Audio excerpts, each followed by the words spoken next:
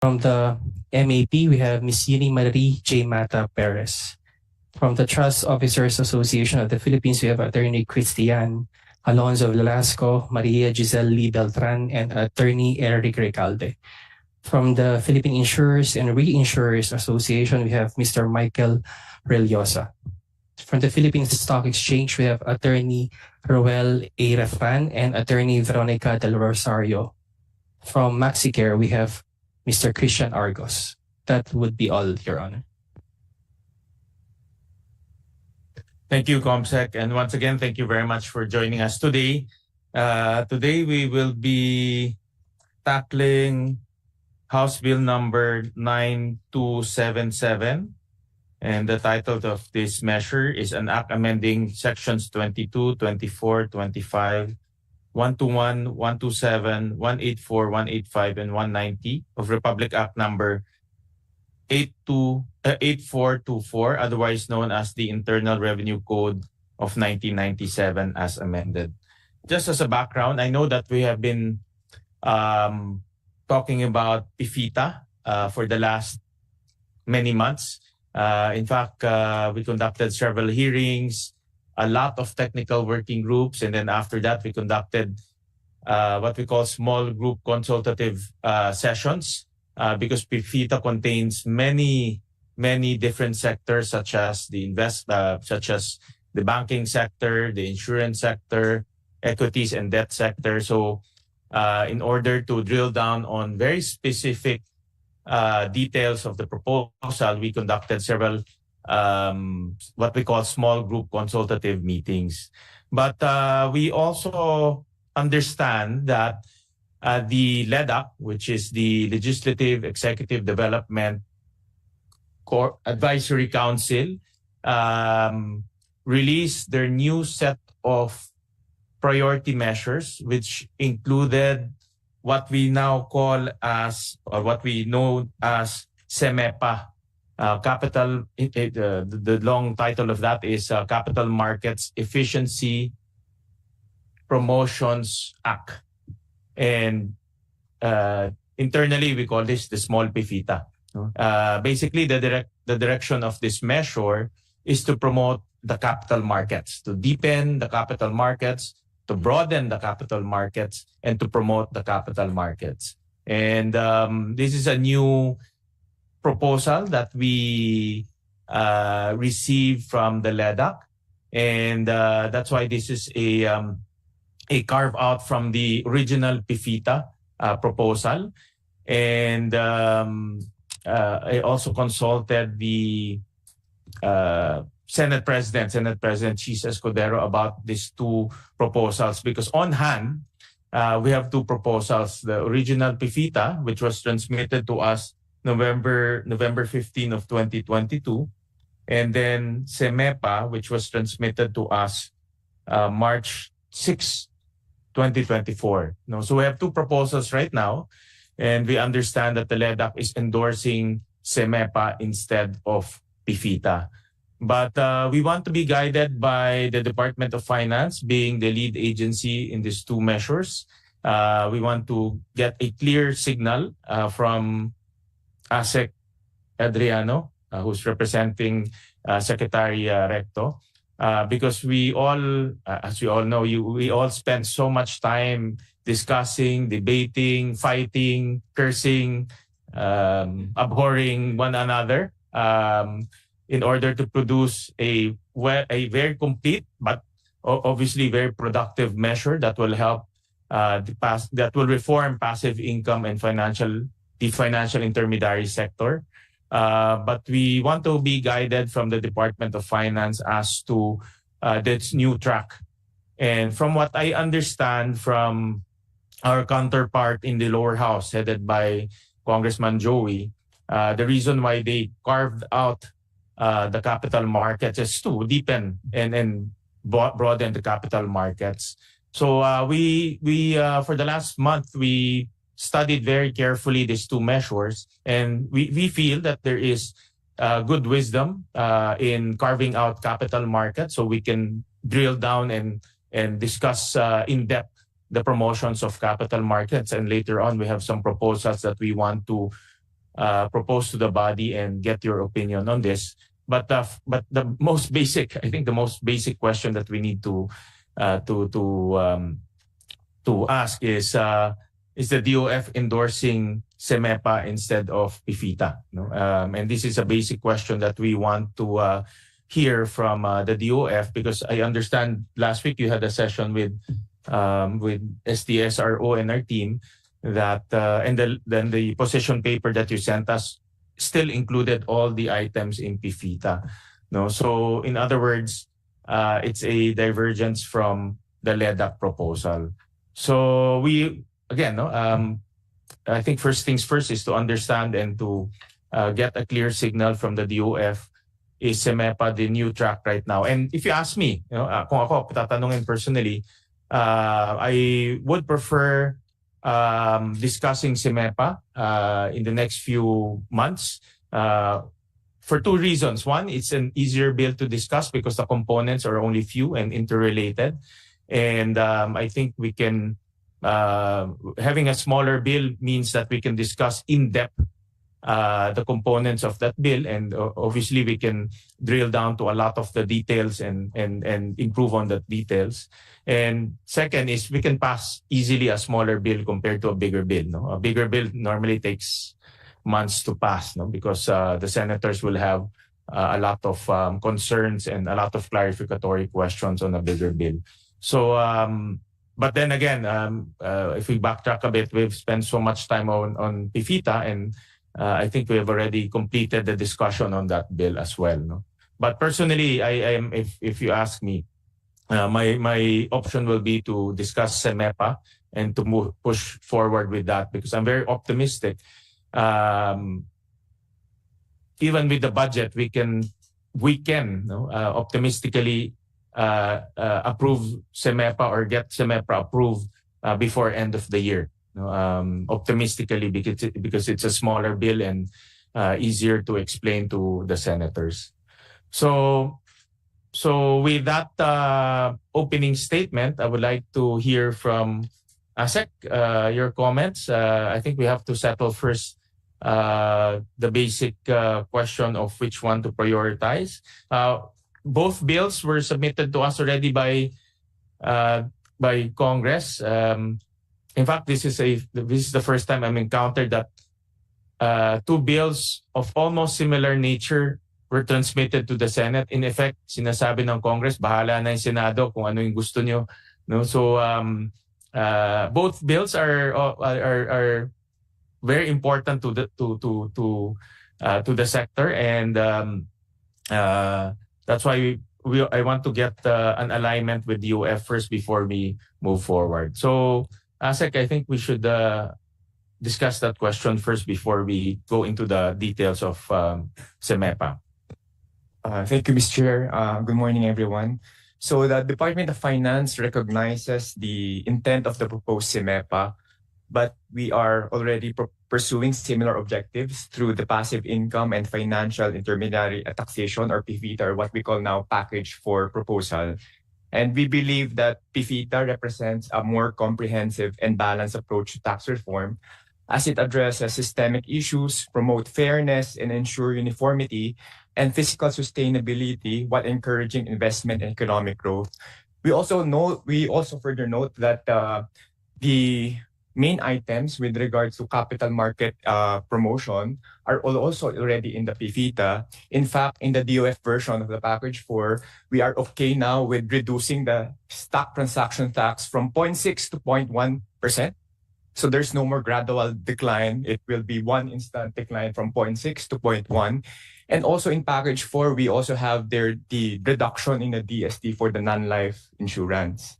And then also for the dividends, we are okay with reducing the dividends, particularly for non-residents, which is also covered by CEMEPA. Furthermore, we also note that CEMEPA will have a revenue implication of around 140 billion pesos from 2025 to 2028.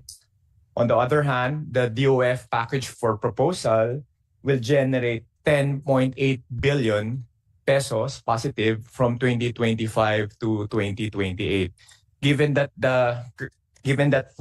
currently we're still in a tight fiscal position, we hope that we could push for package 4 instead of SIMEPA, especially that many of the capital market provisions in SIMEPA are also found in the package 4. SIMEPA is really a carve out of PIFITA. It carved out the equities portion, the debt portion. Actually, only the equities portion. It's in SIMEPA. But the Senate proposal is to include the debt sector, which is bonds and debentures, and also include the entire insurance industry, life, non-life, and pre-need, because it's interconnected to capital markets. So that's the Senate proposal for SIMEPA. But right now, USEC, DOF is endorsing PIFITA, which is package 4. No? Sigurado na ba yan? Because iba sa LEDAC. And then before I came here, I double-checked the LEDAC proposal, and the LEDAC proposal endorsed SIMEPA instead of PIFITA. So, I don't want to waste the time of everyone here, especially our resource person who have really given a lot of their time in formulating PIFITA. In fact, before SIMEPA was transmitted to us, I was lobbying to push for PIFITA already because we spent so much time. But we had to change track because obviously we're also getting signals from the LEDAC, which is the coordinating group within the executive and the legislative. So once again, is the DOF 1,000,000% definite with PIFITA? Wala nang urungan to because it's going to be we're actually running against time. By February of next year, it will be campaign season already. And this year, once we go back, November, we have only 2 weeks before we enter into the budget deliberation mode. So we're talking about more or less probably 1 month of session deliberations. So the reason why Senator Escudero endorsed SIMEPA is because of the time element. He wanted to get at least half of that big PIFITA approved. But we're also getting signals from LEDAC, which the DOF is also part of. Mr. Chair, we're okay working with SIMEPA, but our main concern is the revenue. As long as if we can make it at the minimum revenue neutral, SIMEPA, because currently it's 140 billion pesos from 2025 to 2028. So it's just too big in terms of revenue implications. 140 billion pesos. That includes the pickup trucks. No, Baka pag in-include natin pickup trucks, we also tried doing those. So we tried to insert provisions in package 4 that are positive. Basically gives us positive revenues, significant positive revenues, including the GRTs, the 5% on financial intermediaries and excise tax on pickups.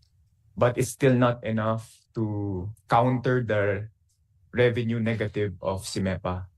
So even though we add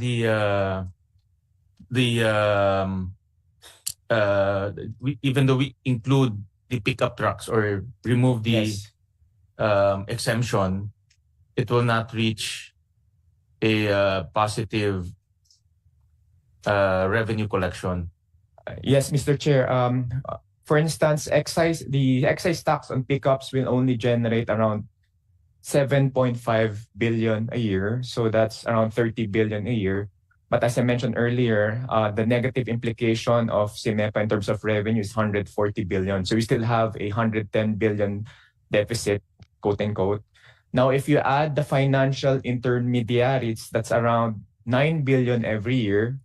So that will generate around 36 billion from 2025 to 2028. So 110 billion minus another plus 36, it's still around, you still have a deficit of around 80 billion negative. However, we also would like to note that I think the major revenue eroding provision in the SIMEPA is the non-life insurance. wherein the DST on non-life given the SIMEPA is maximum of 200 pesos, which is similar to life right now. In the current taxation for non-life for the DST is 12.5%. So that's a very big difference from 200 pesos versus 12.5% DST. So given that 200 pesos DST for non-life, it's around almost 18 billion every year negative. So that's the biggest negative revenue implication of SIMEPA, higher than the STT. The STT from 0.6 to 0.1 is around 7.5 billion negative every year. But we're willing to work with your office, Senmin. Our main concern only really is the revenue implication of SIMEPA. But if we can make it at least at the minimum revenue neutral, I think that's the only ask of the Department of Finance. You said ASEC PIFITA will yield to how much is that? The DOF version of the package 4 as transmitted to your office from 2025 to 2028, positive 10.76 billion. From 2025 to 2028. Yes. So almost neutral siya. In Yes. other words, almost neutral. Almost neutral. And the revised package 4 of the DOF already considered the proposals in SIMEPA, which include the STT from 0.6 to 0.1, the reduction in non-life, but there's also a reform for the life insurance in terms of DST, etc.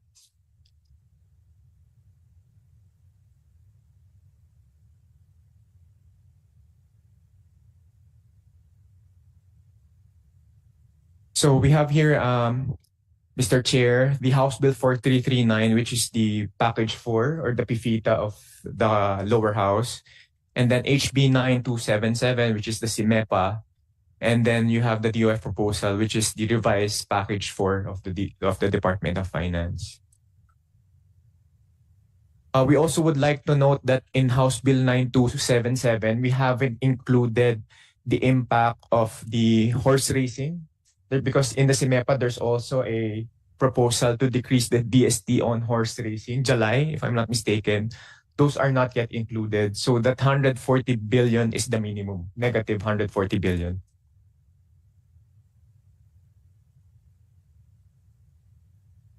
In the Senate version, we didn't include the Philippine charity sweepstakes and the horse racing. We just focused purely on capital markets. And the three components of capital markets will be everything related to equities, everything related to debt, including bonds, and everything related to insurance. And then we added the pickups just to counter the potential revenue erosion of that proposal. Let's do this na lang, Asek. So in other words, the DOF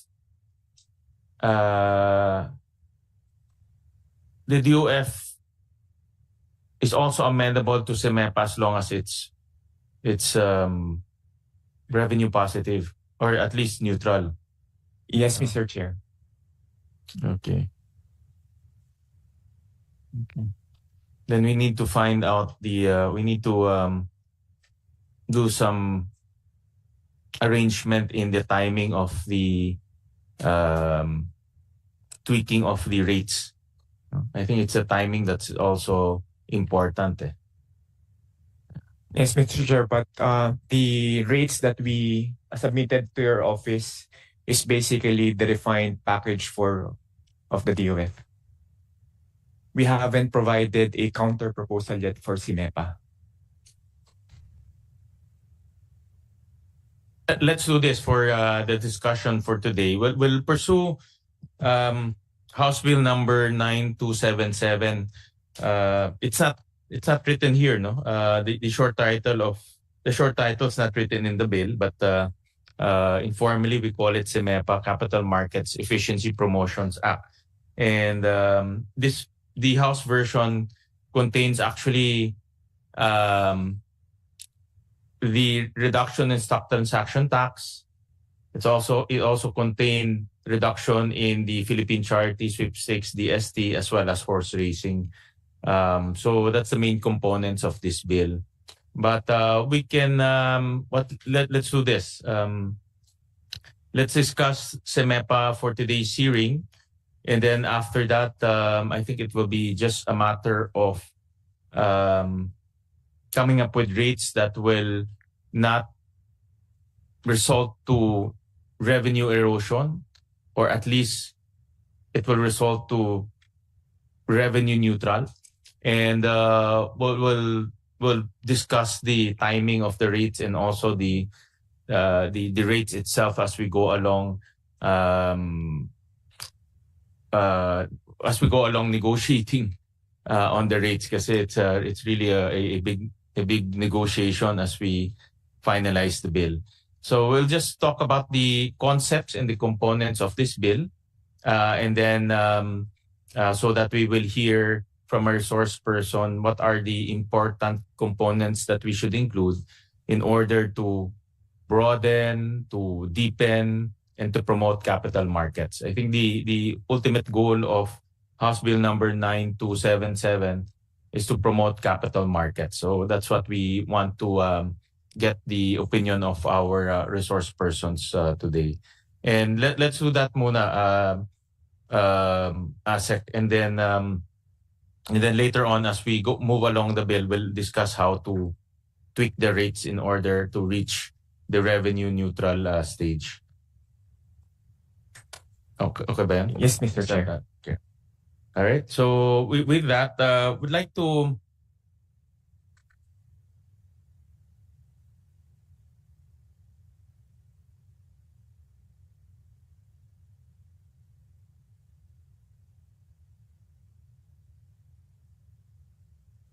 Mr. Chair, go ahead, attorney. I ask the DOF, Yeah, go ahead po. what will make it positive? Meaning, what are the components of PIFITA? Of course, we understand the DOF's concern. And we also hear the senator's statement to make it to push for a simpler bill. So maybe the question is, assuming we push for a simpler bill, what should be added to this bill to make it positive? There are two main positive provisions under the package for DOF version. One is the tax on financial intermediaries, wherein everything will be at 5%. So that one will generate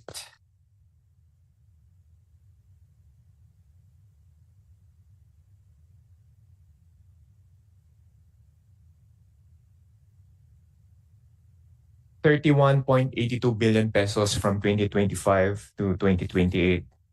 The second main positive revenue provision under the package for DOF version is the excise tax on pickups, which will generate another 30 billion from 2025 to 2028.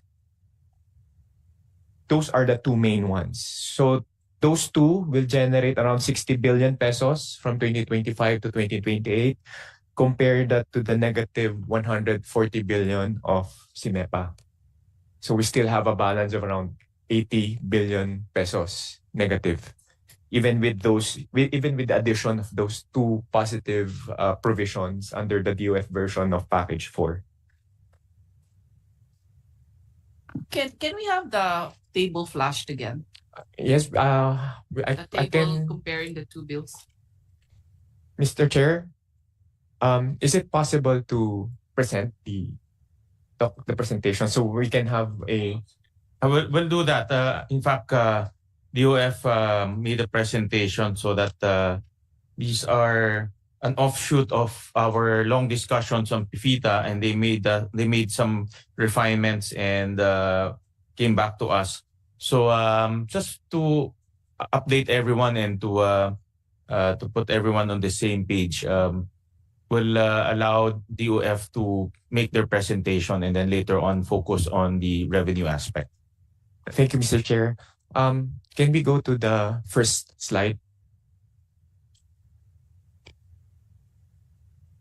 First,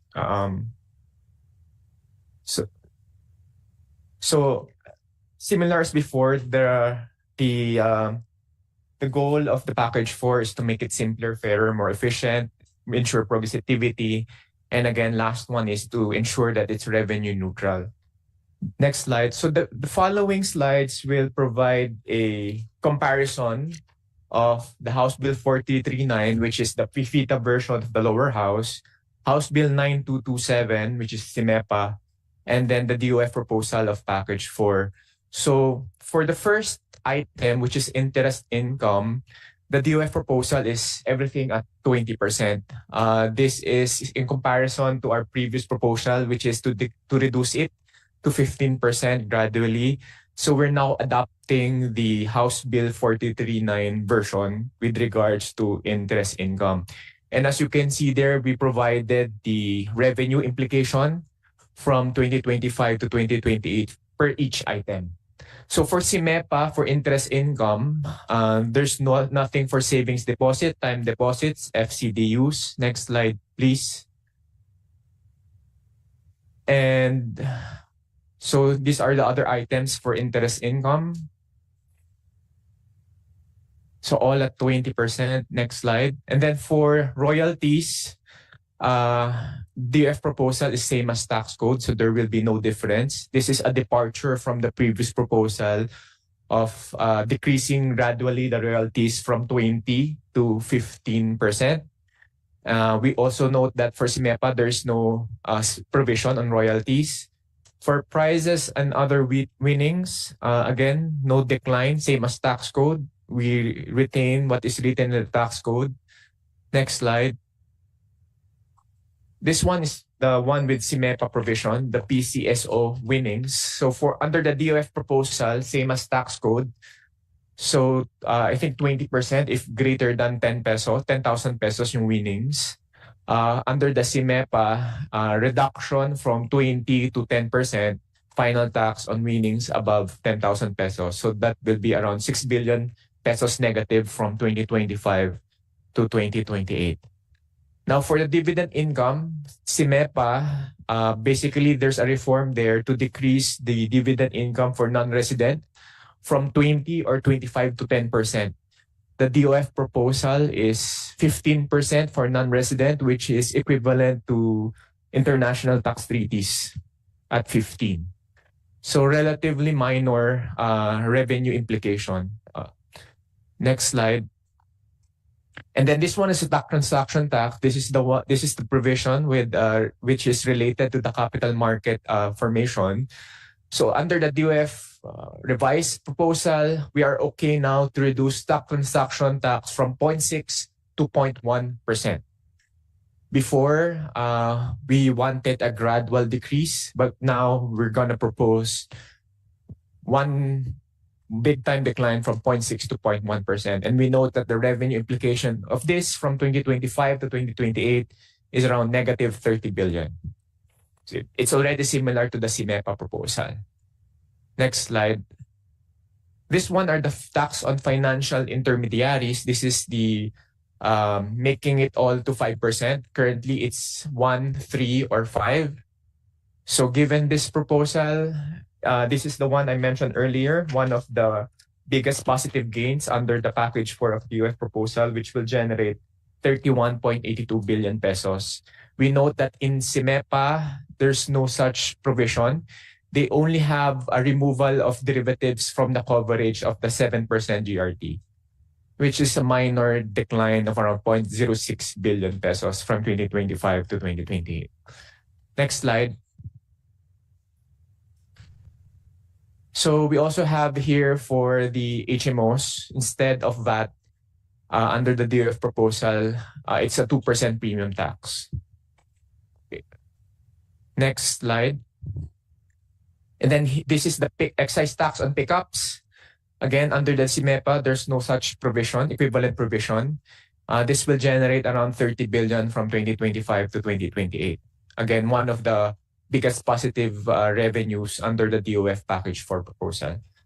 Next slide. Then the last items are with regards to DSTs. So the first one, which is also related to capital market, which is the original issue of certificate of stocks. Currently, this one is at 1%. We are reducing it to 0.75%, and it will generate negative 7.1 billion revenue forgone from 2025 to 2028. There's no such equivalent provision under CIMEPA.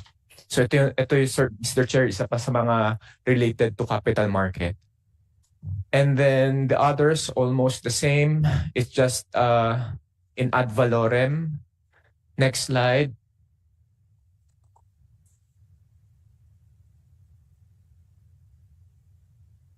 Not much here. Next slide.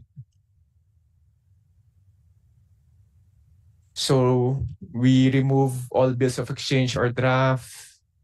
And then others just ad valorem, translated to ad valorem. Next slide.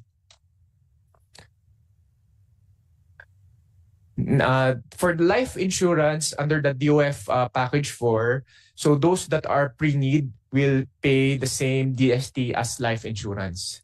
So that's maximum of 200 pesos. So this is also related to, and under the CIMEPA, there is no equivalent provision. Now, the item 11, which is the policies of insurance, this is the non-life. So again, under the CIMEPA, it will have a DST similar to life, which is a maximum of 200 pesos. And it will generate revenue forgone of around 65.6 billion pesos from 2025 to 2028. Under the DOFP for proposal, we're proposing to reduce the rate from 12.5%, which is the current rate, down to 10%. So that will generate a revenue forgone of around 13 billion from 2025 to 2028. So that's the biggest difference for the non-life. It's the rate. CIMEPA, maximum 200 pesos. P4, it's 10%. Next slide. Item number 12 is also related to non-life. So similar, CIMEPA, maximum 200 pesos. DOFP for proposal is 10%. From 12.5%, it will become 10%. So again, the revenue forgone is, the difference in the revenue forgone between CIMEPA and DOF is significant. So 6 billion under CIMEPA, 1.2 billion only for DOF proposal. Then policies of annuities and pre-need, again, under the DOF proposal, this will now be treated as life, similar to life. Next slide. Indemnity bonds, no change here. Next slide. Certificates, DST on certificates, we're proposing to remove it under the package for proposal, DOF. Next slide. So we don't have yet an estimate for the July horse racing tickets, but we note that under the CIMEPA, there is a proposal to, is it remove? Lower the DST on July horse racing tickets. Now for the PCSO DST under the CIMEPA, the proposal is to lower it down from 20 to 10%. Under the DOF proposal, the proposal is from 20 to 15%. So the difference in revenue forgone is around 16 billion. So under CIMEPA, it's 32.2 billion. DOF proposal is 16.1 billion negative. Next slide. And then proxies for voting, powers of attorney remove in the DOF proposal. Next slide. And then not much here. Next slide. And then this is the summary. So this is the comparison of the major items. So for the tax on passive income, the DOFP for proposal is positive 15.7 because as I mentioned, the proposal now is 20%. Unity at 20%. And then for the House bill, it's negative 36.2. It's because of the stock transaction tax, mainly from the stock transaction tax. But I would like to note in the DOFP for proposal, as I mentioned earlier, we are also reducing the SDT from 0.6 to 0.1 already, but will still generate positive revenues given the other reforms in the passive income items. And then financial intermediaries, as I mentioned earlier, this is the 5% uniform rate, 31.8 billion from 2025 to 2028. And then DST for CIMEPA, it's negative 103.8 billion. Biggest item here will be the DST on non-life at around 18 billion negative each year. And then for the DF proposal, DST, it's around negative 40.7 billion from 2025 to 2028. Then lastly, excise tax on pickups, positive 30 billion from 2025 to 2028.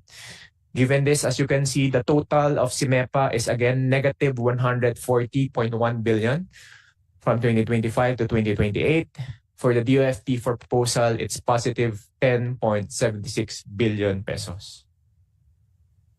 And then I will not discuss the other slides. I will end here, Mr. Chair. Thank you. House Bill 9277 is the proposal from the House, but we made some modifications in the last few weeks. For example, I'll give you a case in point.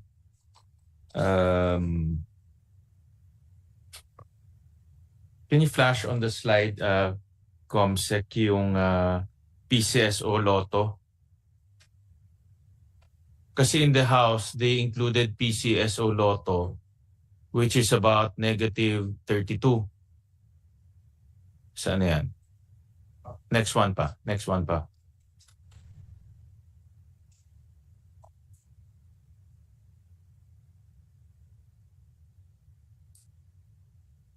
There. So we didn't include this. This is right away 72 billion pesos of the revenue. And my view is, buying lotto tickets is inelastic. It's a function of the price, of the cash price. So even though the DST is at 20%, people will still buy the tickets because they want to win the cash prize. For me,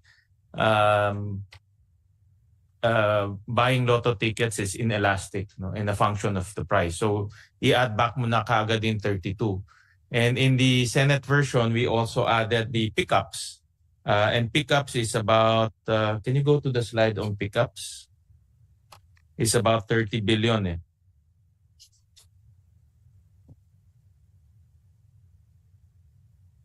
Go to the pickups.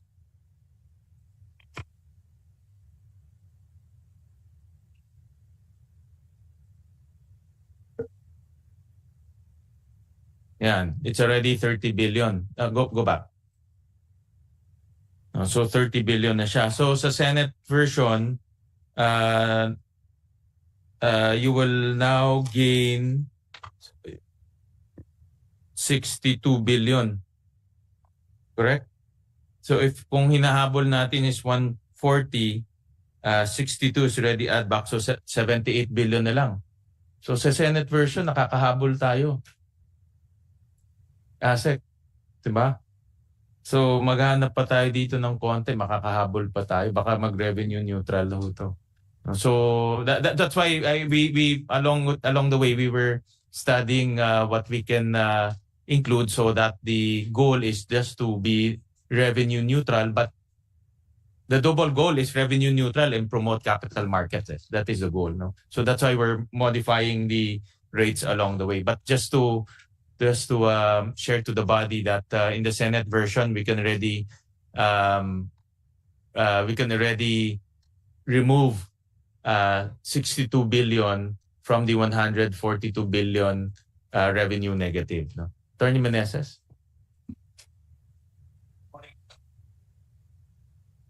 Good morning, Mr. Chair. Just to make a point of clarification in the numbers presented by the DOF, the summary, if we can look at the summary numbers, yung buo na 140 as compared to 10 billion.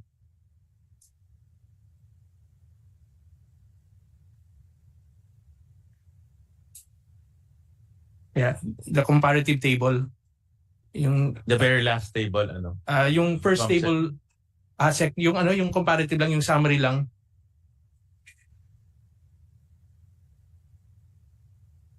Comsec.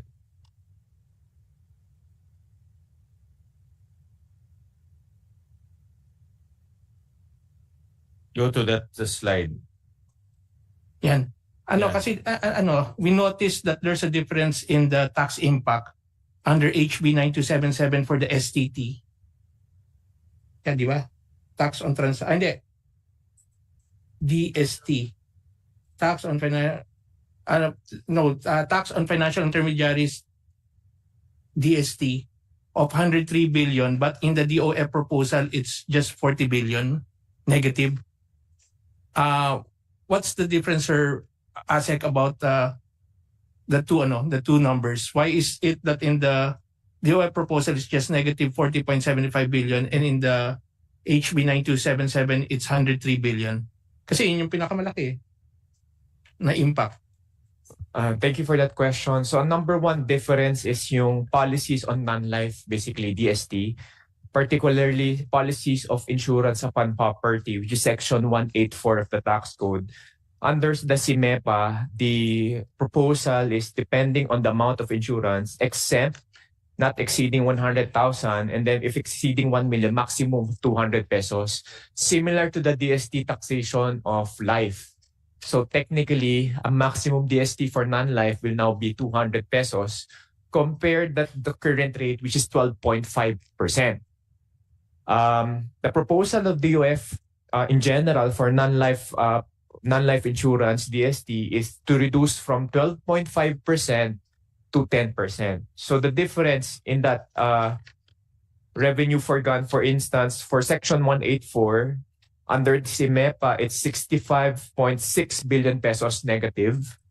Under the DOF proposal, it's only negative 13.1 billion. So that's a difference of more or less 50 billion pesos.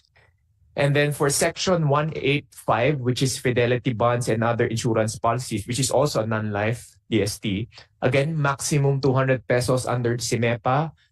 DOF proposal is reduce it from 12.5 to 10%. Revenue forgone under CIMEPA for Section 185 is negative 6 billion. Compare that to the DOF proposal of negative 1.2 billion. So technically, if you add those all up for the non-life, it's around 71.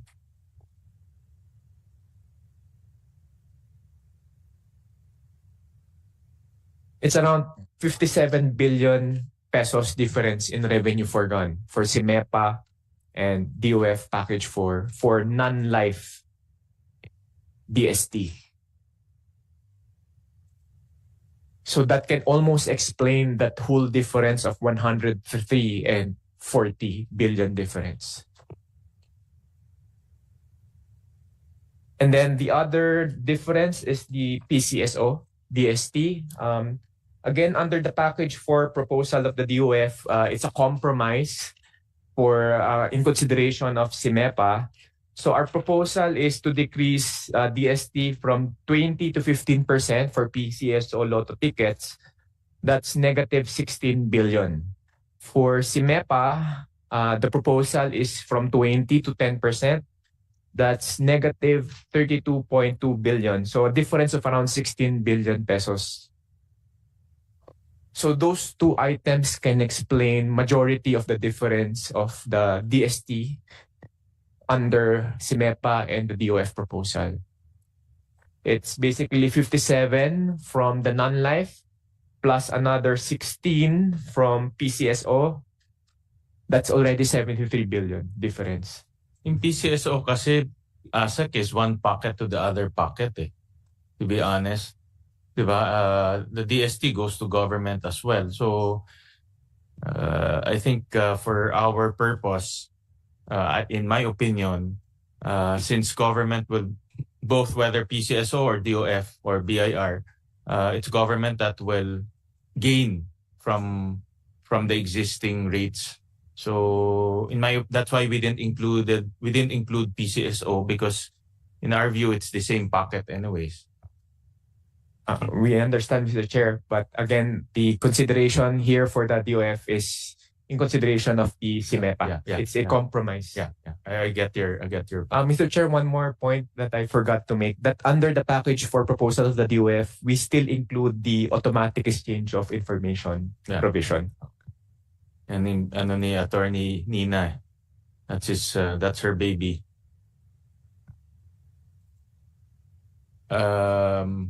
Any more comment, Attorney Meneses? Kasi yung I think if you look at the breakdown, the PCSO alone is 5 billion plus 32. It's already close to 40 billion because they also adjusted the winnings, which is 5 billion from 20 to 10%.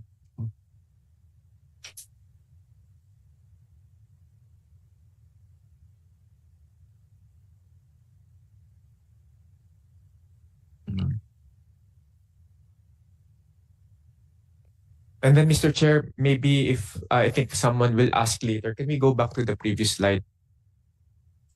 We also included a prospectivity estimate. As you can see in the House Bill 4339 and DOF proposal, we have a prospectivity assumption here. As we all know, the implementation of this will be prospective, meaning those, for instance, for interest income, those that was able to have a contract before P4, for instance, it's a long-term contract, which is subject to 0% preferential rate. The assumption there is that they will still be able to avail of that 0% tax rate until it expires. So we have that prospectivity assumption because when we computed the revenues, it's basically the assumption is all contracts will now transfer to the new rate. And hence, we have to do a prospectivity deduction. But under the House Bill, we do not have yet a prospectivity assumption. So again, the 140 billion there is at the minimum. It can be higher.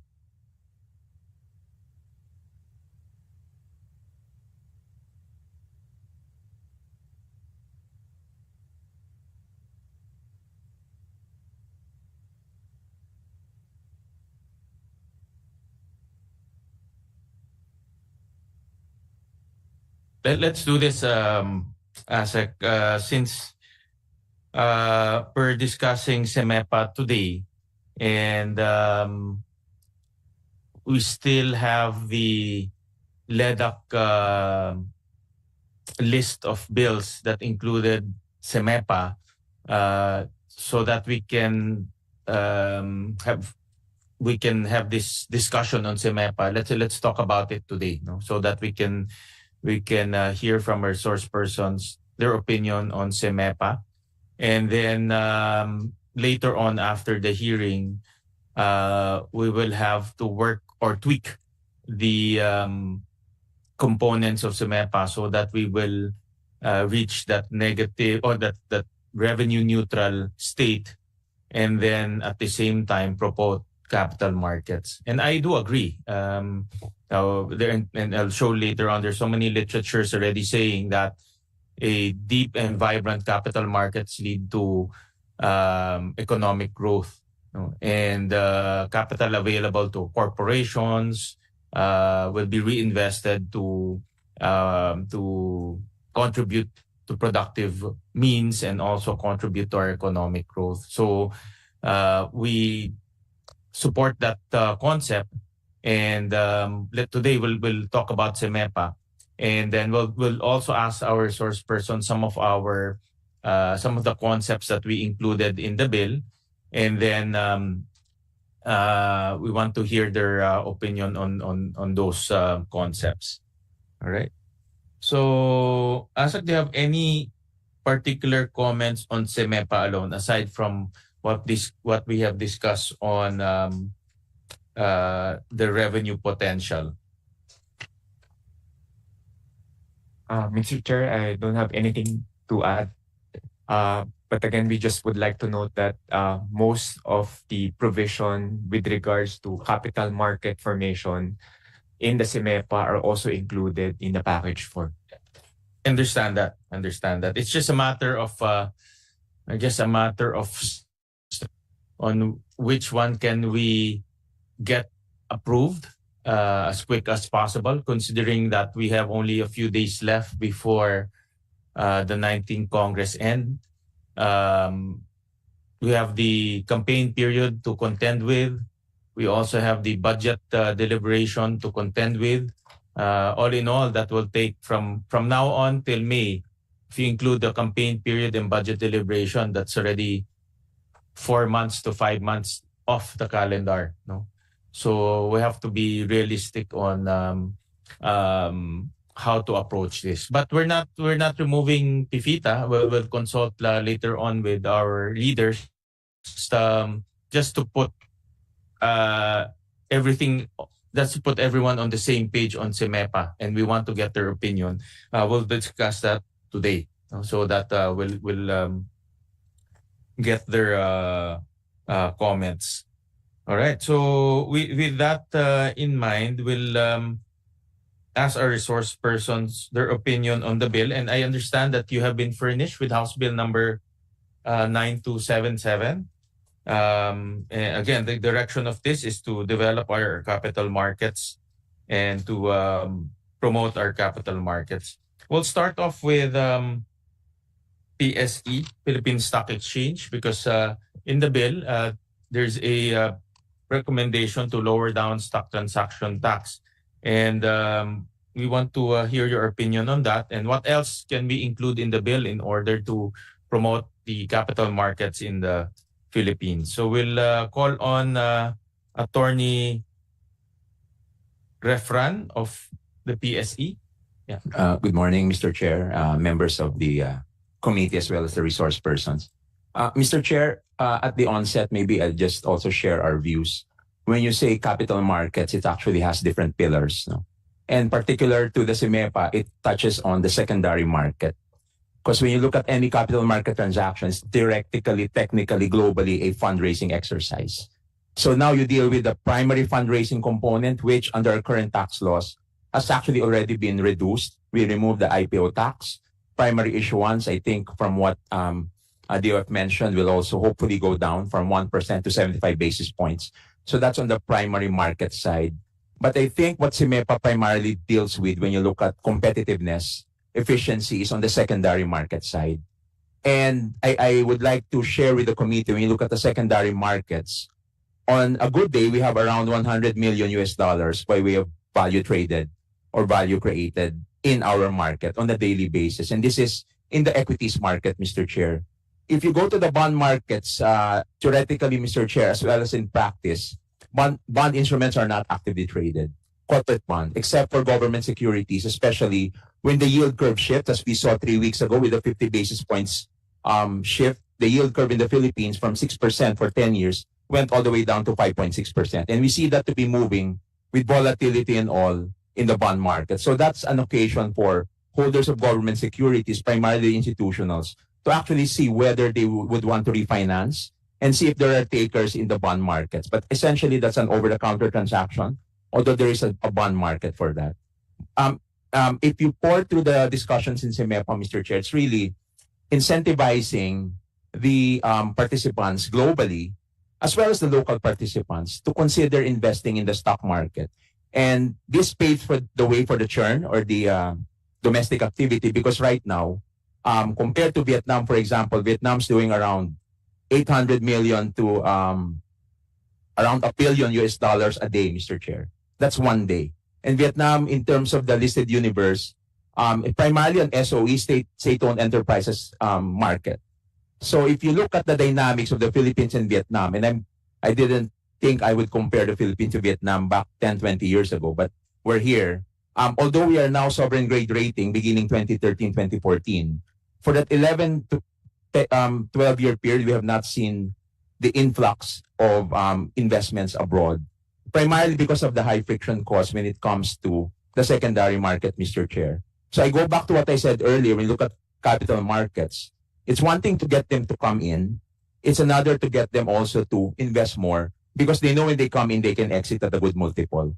And we've seen this time and time again in the capital markets, both for the institutionals, let's say the sovereign wealth funds, Mr. Chair. Normally, the most active are Aran Capital, the sovereign wealth fund of Singapore, and a lot of the European funds. But they are now thinking of it's a very costly market to allocate resources to, not only because with 100 million daily activity, that's just too much work for a lot of participants, Mr. Chair. So tying up all those concepts, the moment we're able to reduce from 60 basis to 10 basis points the transaction tax, we're now going into a territory where we've seen in other markets. Like the most comparable, Mr. Chair, is what the Taiwan Stock Exchange did. They used to have 30 basis points and they have that to 15 basis points. And globally, when you look at Taiwan today, they are an inspiration for a lot of the fund managers. Their ETF scene has really boosted because of more than 150 ETFs, Mr. Chair. We only have one ETF. Because in ETF, the creation redemption process deals a lot with the friction cost. No?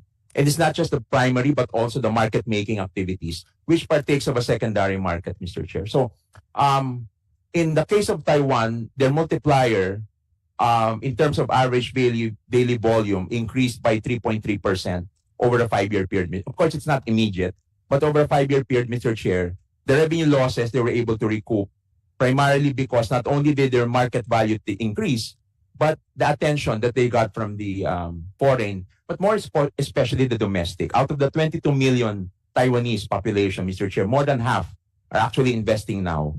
And when we have our dialogue with our peer exchanges, Taiwan has two exchanges, the Taipei Exchange, the Taiwan Stock Exchange. It's really the transaction task that they saw to be a big pivot in their market. So going back home, we're also doing a lot of retail participation activities via, let's say, the e-wallet or online mobile platforms, Mr. Chair, whether that's Maya or GCash. So the goal is really to bring down on the cost basis and the entry point for a lot of our investors domestic. If they could invest for 100 pesos, then that would be a sweet spot for the Philippines, Mr. Chair, just to get them to remove the thought process from, going from the quick rich scheme, get rich quick scheme, or our view, for example, Mr. Chair, we talk about securities. That's sensitive because a lot of them like to go into the Bitcoins and all of those, which for us, in terms of gatekeeping, in terms of capital markets, would not fall under the term securities.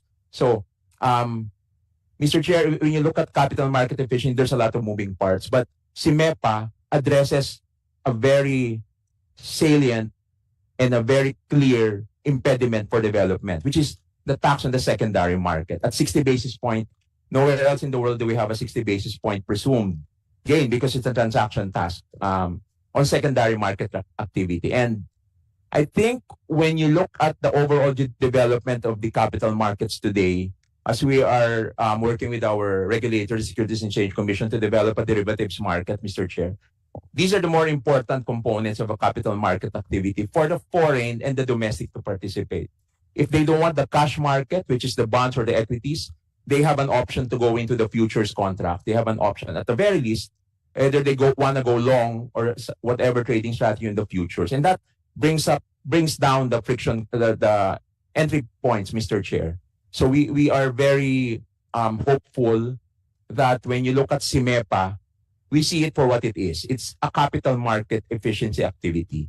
Because the other components of CIMEPA currently are not, they're technically in the capital markets because they're not securities.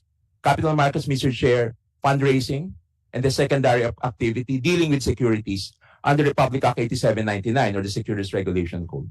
There are a lot of laws that are indeed participants in the capital markets, but to say that they're also probably, as mentioned by Mr. Chair, given the time constraint, it might be a good quick win. And I believe the DOF also sees the urgency, and the LEDAC probably shares that view, Mr. Chair. And this early, Mr. Chair, as a final point, there are a lot of other securities financing transactions that would revolve heavily on the base friction cost. Because in the multiplier effect is not just on the secondary trading. globally, investment banks as well as other institutions would like to take positions where they can hedge. And then that's going long on any investment. They want to hedge their exposure. And so in our space, when you look at capital market development, if we could allow them to hedge at a friction cost that would probably compete with, let's say, Hong Kong, Singapore, Mr. Chair, or Thailand for that matter, Mr. Chair, no? Then that actually is a very big narrative, compelling narrative for Philippines Inc. This is not just for PSE, but really it's Philippines Inc., Mr. Chair. And we believe this is really a long-awaited implementation or efficiency measure. Hopefully, Mr. Chair, with our investment grade rating still stable. In fact, we got an upgrade from a Japanese rating agency early on this year. And we also see the government reaping the rewards, Mr. Chair, in the bond markets. When they are pushing for sustainability bonds, I think the spreads were very tight when you look at the pricing finally of the 25-year government bonds as well as the 10-year government bonds. So this is the activity, Mr. Chair, that we're seeing having a ripple effect because it impacts the jurisdiction itself on a sovereign rating basis as well as the other components of the capital markets, particular to the bond markets and the equities market, Mr. Chair. Thank you, Attorney, for that comment. In the proposal, in the CEMEPA proposal, it proposed to reduce stock transaction tax. Is that enough already to promote capital markets in particularly equities? Let's talk about equities first. Based on your experience, is that enough to boost the equities market? Mr. Chair, it's going to be a very big push in terms of especially the big funds considering the Philippines for purposes of allocating their capital on a daily basis, Mr. Chair. It's not 100% silver bullet because there are a lot of other incentives being provided by foreign jurisdictions when it comes to, let's say, exchange-traded funds, Mr. Chair, because the concept of an ETF, while it's structured as a corporation, it actually tracks the payoff mechanism of an underlying asset. It's theoretically a derivative, and when it's traded, it's primarily for purposes of providing, let's say, the market makers enough incentive because it provides liquidity, Mr. Chair. So you want the Filipinos to think of the market as a market for them to be financially independent on a long-term basis. And ETF should be first and top of mind for them, other than, let's say, an REIT that we have right now, Real Estate Investment Trust. Also with yields going from 6 to 7%, Mr. Chair, on a year-on-year basis, pursuant to Republic Act 9856, I don't think that's an instrument that Filipinos should just gloss over. Where you look at the bond markets are going, as I mentioned earlier, on the government bond, maybe 5.6% on a 10-year basis. So if we'd be more than happy, Mr. Chair, to give others, especially just really to mirror and hopefully it will not be, it will actually be accretive to the revenue efforts of government. Now, we don't want also to further dilute the revenue collection of the government because we are now targeting these instruments where there is no activity. As I mentioned, Mr. Chair, we only have one exchange-traded fund, and that is the FMETF, launched back in 2014, 10 years ago. 10 years later, we're still where we are at, for that instrument. There's no liquidity, Mr. Chair. Any given day, probably would get liquidity there of anywhere from maybe 5 million pesos, which is nothing, Mr. Chair. We're looking at a market with our domestic market cap, 16 trillion today, Mr. Chair. Almost, together with the foreign, almost approximating our national GDP. So right now, if we provide some other incentives for that, it's actually generate a lot of activity because we're getting 100% of nothing today when you look at the exchange-traded fund. But we are working very closely because this is where a lot of the funds also represented in this hearing would probably be best suited to consider, Mr. Chair. Because when we come up with indices, we believe that it has to be tailor-fitted to the asset management industry. If you want high dividend yield, if you want a monthly paying dividend yield. So that's really a very big political message also for the Filipinos. No? It's like they get a second, third job with that. And we believe that ETF market is very powerful, Mr. Chair. So the ETF space, Mr. Chair, if we could also provide for other incentives, no? Because it's, as I mentioned, we have one, but the experience with that is that although with the documentary stamp tax reduction proposed by the DOF from 100 basis to 75 basis, that's going to also bring it down further in the creation process. It's like a DR, this depository receipt, but this is easier understood from an investing perspective, Mr. Chair. So with the STT reduction, and we'd just like to further clarify that when it comes to exchange-traded funds, there might be a sunset provision if they could also enjoy, for example, other benefits, just for purposes of getting the ETFs also off the ground, Mr. Chair. In general, this would allow for a more innovative market because we can come up with a lot more products that we are not inventing, Mr. Chair. I always tell our team that, you know, it's one thing to invent, but you have to speak the same language, and we have to speak the language of finance and the language of business globally. It cannot just be centered on the Philippines, no?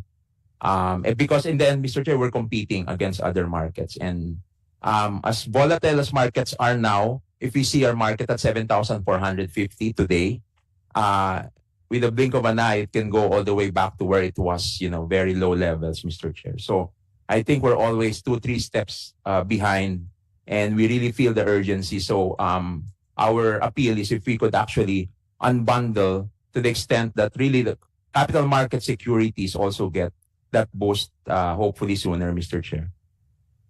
Proposal in the original PFITA, I'll just show it on the slide. Yung taxes on financial transaction, COMSEC. Original issue of certificate of stocks, sales agreements to sell. In the original PFITA, there's a proposal to lower it down, the DST. Will this also help in the promotion of the equities market? Definitely, Mr. Chair. Back in this one, we'll just show it.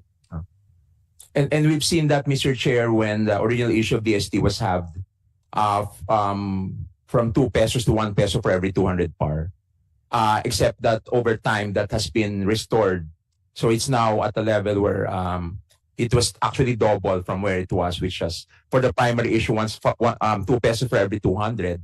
We brought it down, Congress brought it down to 1 peso for 200. And then the secondary from 150, it became 75 cents for every 200. But now we're back to square one. So any reduction, Mr. Chair, we've seen this back in mid-2000, beginning 2005, 2006. And the markets really picked up because of that halving of the doc stamp, both on the primary and the secondary. Although in the secondary market, beginning 2009, Congress deemed it best to already remove the DST on the secondary transaction. So definitely, Mr. Chair, on the primary market, that reduction will really bring us also up to speed on the primary issuance, Mr. Chair. And this will be for the original creation of common shares, preferred shares, and other equity-like instruments, Mr. Chair. Step 1, diba? Original issue of certificate of stock. This is basically, this is IPO, no? So this is step 1. So issuance, the issuance. So reducing friction costs on step 1. Oh, definitely, Mr. Chair. Yeah, all right. And then let me ask ASEC, Carlo, did we factor in, because we're reducing, I think I asked you this last time, because we're reducing friction costs with the hope of expanding the market. In our revenue projections, did we include expanding the market? For STT, no. We assume that there will be no change. But we would like to note that given the current revenue that we receive from STT, the volume should increase by 5 times. So, but we haven't factored that in yet. No. Okay, and then so that's also another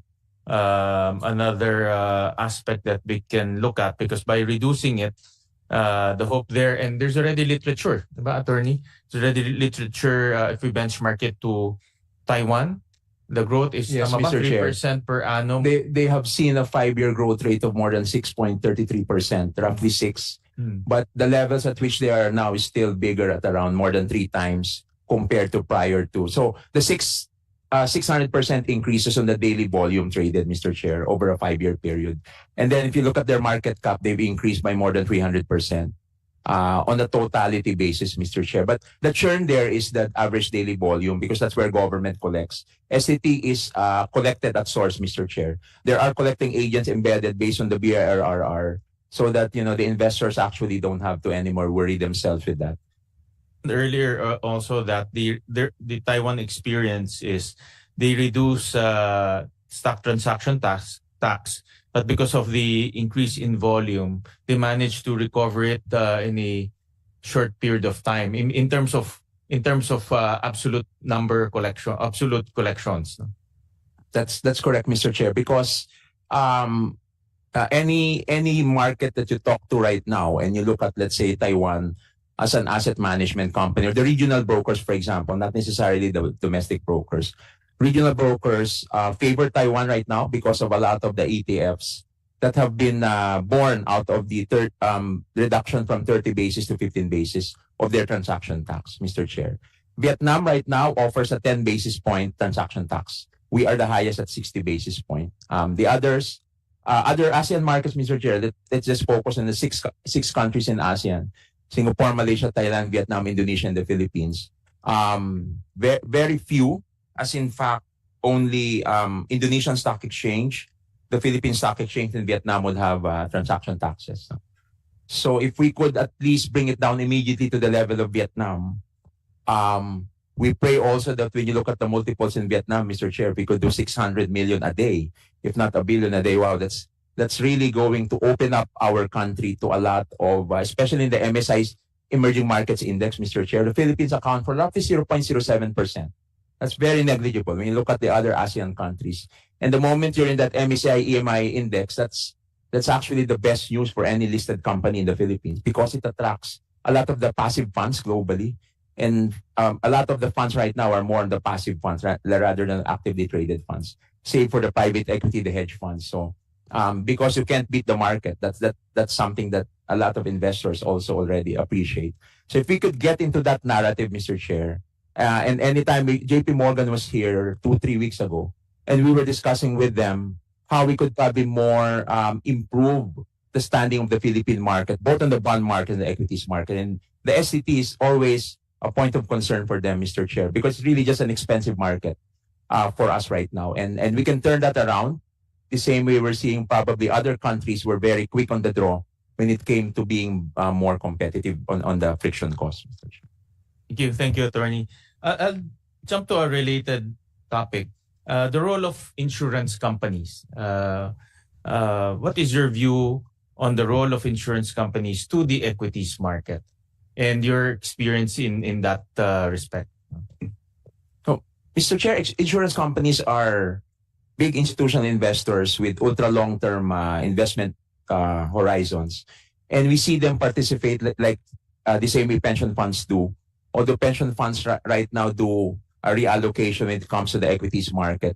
I'm not sure if in the investment philosophy in terms of the allocation among asset classes, if insurance companies would also dedicate a lot more for the equities market, because I imagine on a liability matching perspective principle, they want to match liability together with their investments.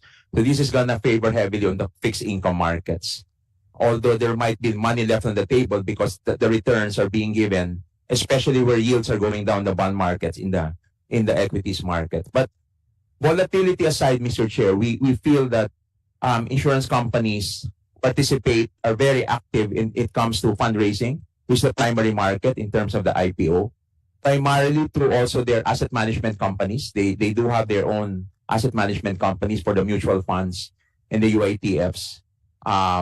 And some of their products, such as the VOLs, although not defined as securities under the law, are actually tracking a portion of the VOL premium are tracking they're like collective investment schemes, Mr. Chair. Although theoretically they are structured under the revised insurance code as not as securities, but as bank assurance products but we feel that for example the securities borrowing lending business, this is one of the securities financing transactions that we want to get off the ground, Mr. Chair, to pair with short selling. we launched a short selling initiative, and that cannot work if there's not a lot of securities lending agents. Insurance companies may be natural lenders because of a lot of their idle securities. These idle securities can give them returns if they participate in the lending business. And this is structured already globally, Mr. Chair. And other markets, including Taiwan, by the way, is a very active securities borrowing lending business. And the same with Singapore, the same with Malaysia. So insurance companies for a lot of products may be keen to participate, including the lending agency business, because they're long-only assets. Rather than being idle, they could also participate and earn an income stream or a yield. Maybe on average, Mr. J, it's not going to be a lot, depending on the lending term for securities lending. But depending on the security, it could give you at least 1 to 3% on an annual basis, compared to nothing, Mr. Chair, on their idle. But on the trading side, I would not imagine them to be very active in the trading space because of their investment horizons, very long only. Although I'm seeing a lot of pension funds, government, as well as private pension funds also realizing that the money being left on the table is something that they could also probably pick up on. But Mr. Chair, the insurance business is very much also a participant, primarily in the primary market, not so much in the secondary, for the reasons I mentioned, Mr. Chair. Do you see, based on your experience and from literature,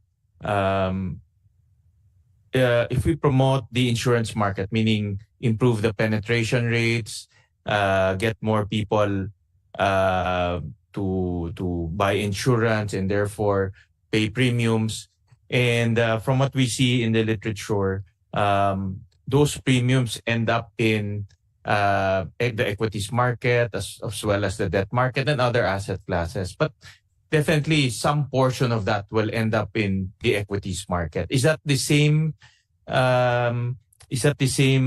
experience that you are, is that the same trend that you are seeing based on your experience?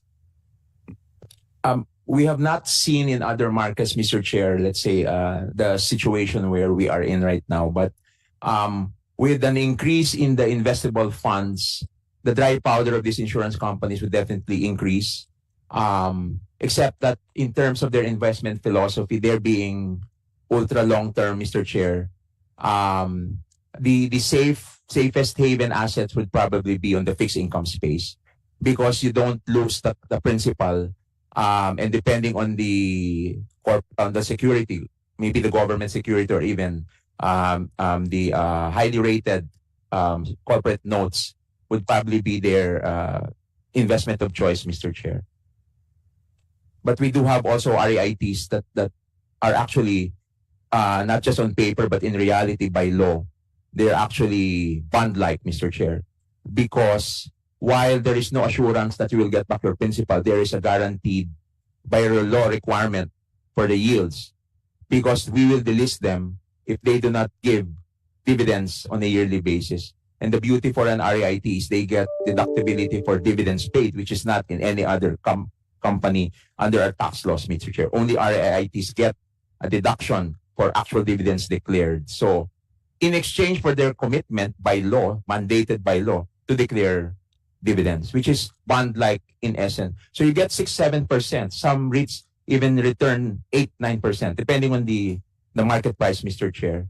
That's something that really gives a lot of returns to long-only funds, Mr. Chair. How about the debt market, attorney?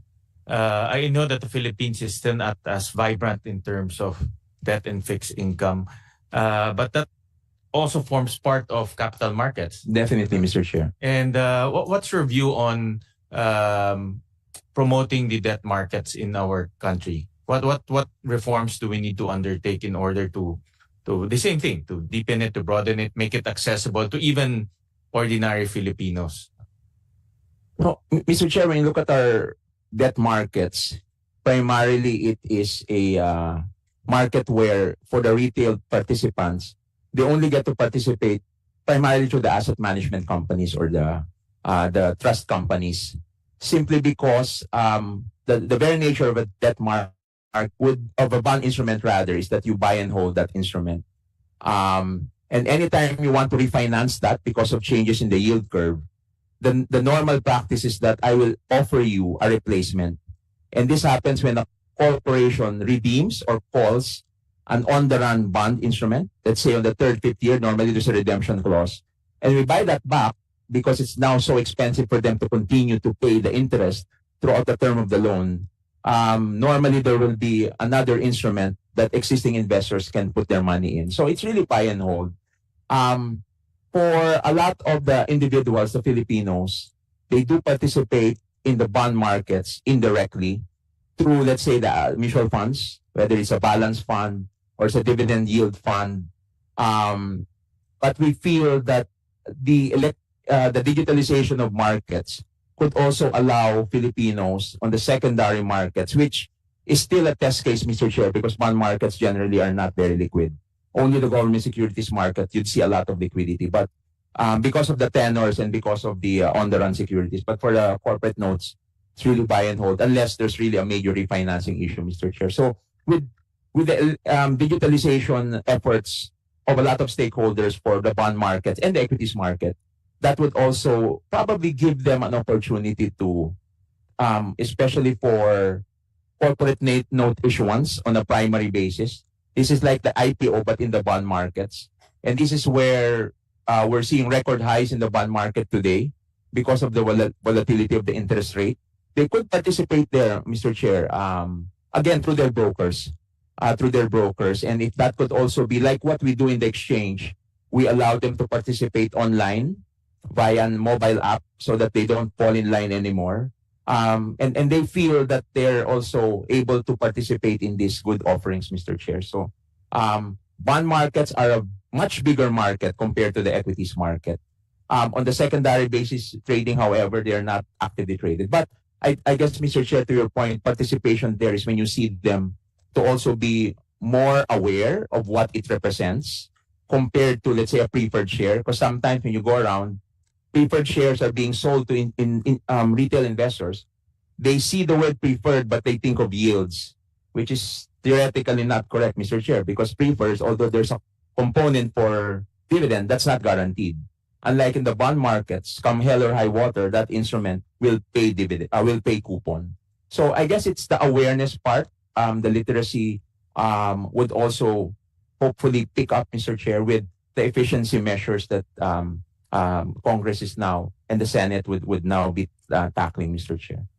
See the need to reduce friction costs as well in the bond market.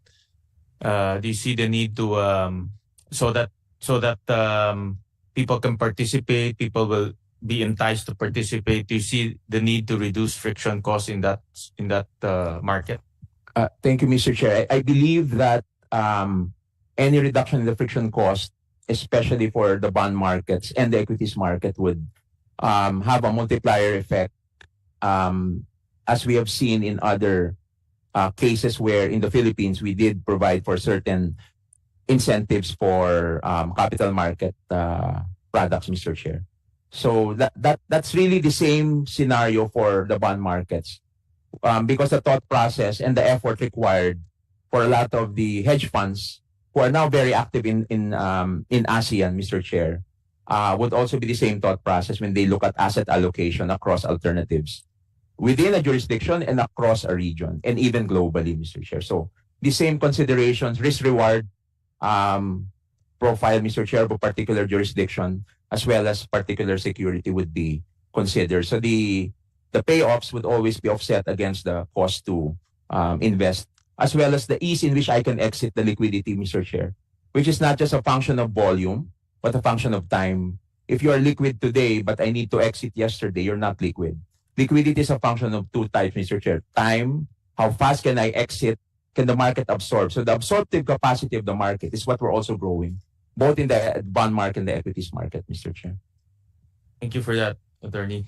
Well, I'll jump to another industry. This is the insurance industry, because in the Senate proposal, although we haven't really released that to the public, we included the insurance industry in the bill because we view that the industry is a vital component in the promotion of the capital markets.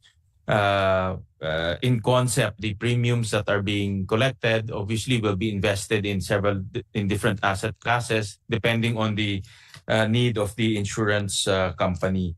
So we want to get their views on. We want to get the views of the insurance industry in relation to the capital markets because that's the direction that we are pursuing. So we'll call on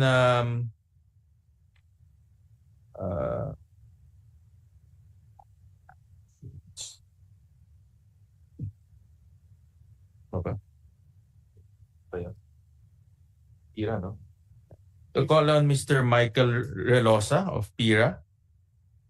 Any comments? Thank you, Mr. Chair. So the Honorable Senator Win Gatchalian and members of the Senate Ways and Means Committee, good morning, everybody, and thank you for having us. I'm Michael Reliosa, the Philippine Insurers and Reinsurers Association, the umbrella organization of the non-life industry in the Philippines.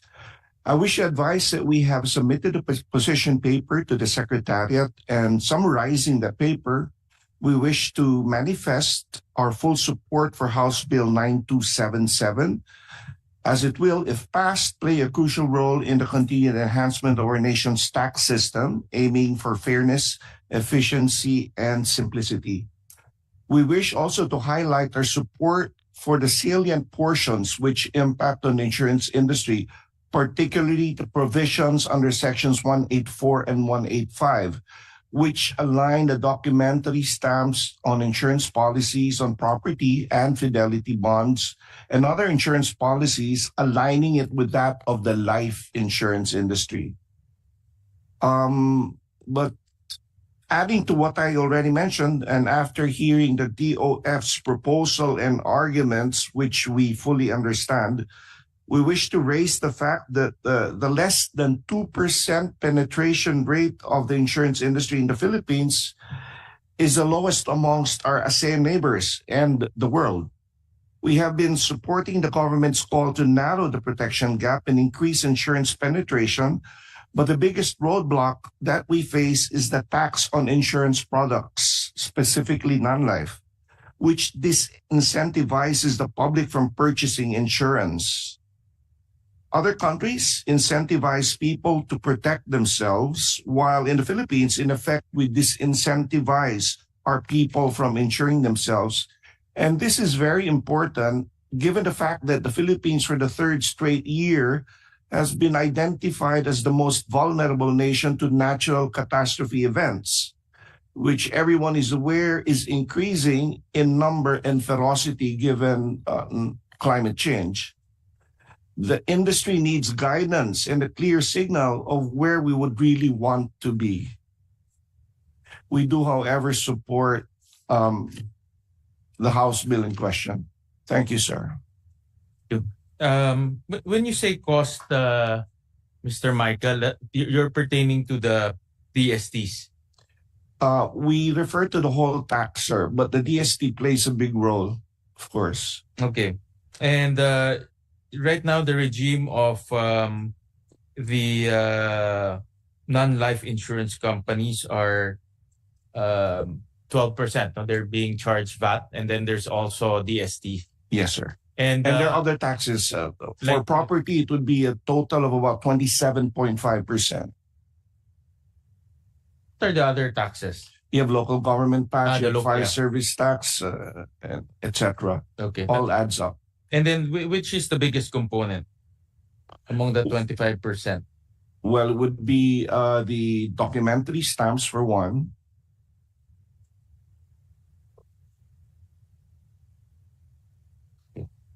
All right. We'll talk about that later on.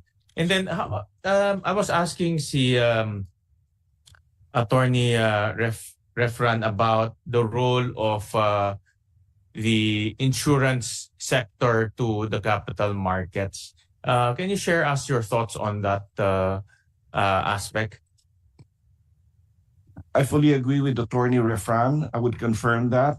But this is true mostly for the life insurance industry because they have longer term In the non-life insurance industry, we're very much regulated by the Insurance Commission, and even our investments have to be vetted by the Commission. So ours is mostly short-term, and we have to be very liquid.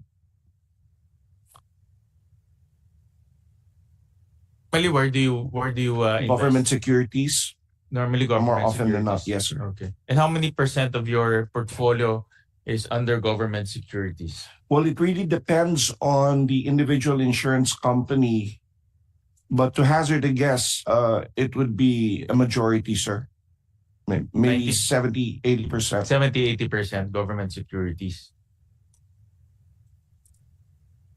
And then the rest equities. Is that Yes, sir. is that safe to say that Safe to say. the rest of the pie goes to equities, the equities? That's right. And then also in the, I know in the House proposal, they made some really drastic reforms. No, I think you've read that. But the offshoot of that will be a massive reduction in government revenues that you saw earlier. There's another proposal, or the original proposal of reducing it to 7.5%. Any opinion to that? Is that a good middle ground that can? The objective here again is to increase penetration rates, no, and grow the market, so to speak. So hopefully by reducing friction costs to 7.5%, do you think that can achieve the goal of expanding penetration rate? Well, to be honest, Mr. Chair, any reduction would be welcome. However, we are trying to narrow the protection gap, and even with that reduction, we're still going to be one of the highest taxed within our ASEAN neighbors, for example, or in the world. But definitely any reduction from the present situation would be very welcome. But we'd like to point out that, yes, the Philippines is the most vulnerable country. We're trying to come up with cat protection. And when we go into the foreign market for reinsurance, our reinsurance premiums are very high as well. So there are friction costs all over the place. And any reduction would be very helpful to the insuring public. And then you mentioned earlier that our tax rates among the non-life industry is one of the highest in the world. Do you know what are the others? What are the tax rates of the other jurisdictions? We presented this in a position paper earlier, Okay. but I don't have it with me right now. But for example, within the ASEAN region, other countries like Singapore would have 2%, others would have 10%, while we have the 27.5%.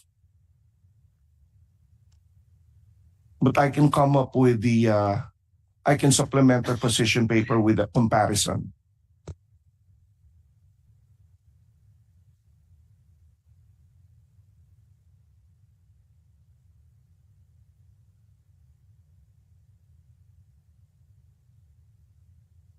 I'm looking at a research study by NTRC. No, this is a position paper ba ito? This is a submission by NTRC dated January 28, 2024. Can we flash this para makita ng we have this? We'll just flash it. But it's a comparison of non-life insurance policies and products. For example, in Brunei, there's no VAT. And there's also no VAT-like or other business tax. And then the DST is 0.10%. Cambodia is also the same. No VAT, no VAT-like impositions. Malaysia is the same. So I think you're on point in saying that we have one of the highest in terms of tax imposition. So I'll flash that later on. In Singapore, they have 9% VAT, 9% VAT-like imposition, but no DSTs. So looking at just a cursory look at the chart, it seems like the Philippines has one of the most highest. in terms of taxing positions. Sir, We'll if show you it. also compare that to the fact that we're the most vulnerable nation to NatCat events. Go And down. well, we should also keep in mind that the government is the insurer of last resort. And the private sector is offering its capacity to help the government cushion that blow. If only the insurers, or I mean the insuring public, would be incentivized to purchase protection, insurance protection. Let's go down on the slide. There. Yan. So Brunei, zero. Those. No, you can see the imposition. There's no imposition of Brunei except for DST, Cambodia, Indonesia. Indonesia, there's also no VAT. This is from NTRC. Who's the end? Tama, this is submission. Mr. Chair, so far that's the latest taxation of the ASEAN region. Okay. All right. There, and then you have Singapore. They don't have DST. So again, no, I haven't really come up with the effective rates, but seems to me we have one of the, compared to our ASEAN neighbors, we have one of the most taxed non-life insurance sectors. Because sa atin kompleto from VAT-like impositions to DST. No? Right. Any comment, NTRC, on this? Mr. Chair, although we agree that non-life insurance companies are really heavily taxed compared to the life insurance, but we also need to take into consideration that the other taxes goes to the local government, and another one on the fire insurance is for the Bureau of Fire Protection. So technically, the taxation that directly go to the national coffer is the VAT and the DST.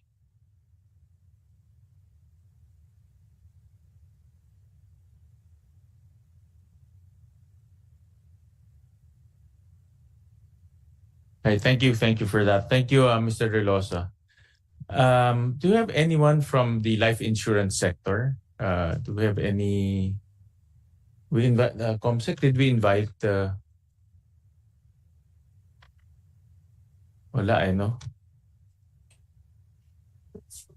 Nah, but later on, we'll talk to the sector first. We don't have anyone from the life insurance sector. We'll ask the HMOs, pre-need sector in HMO. Any comment on the discussion and on the bill? Mr. Christian Argos. Yes.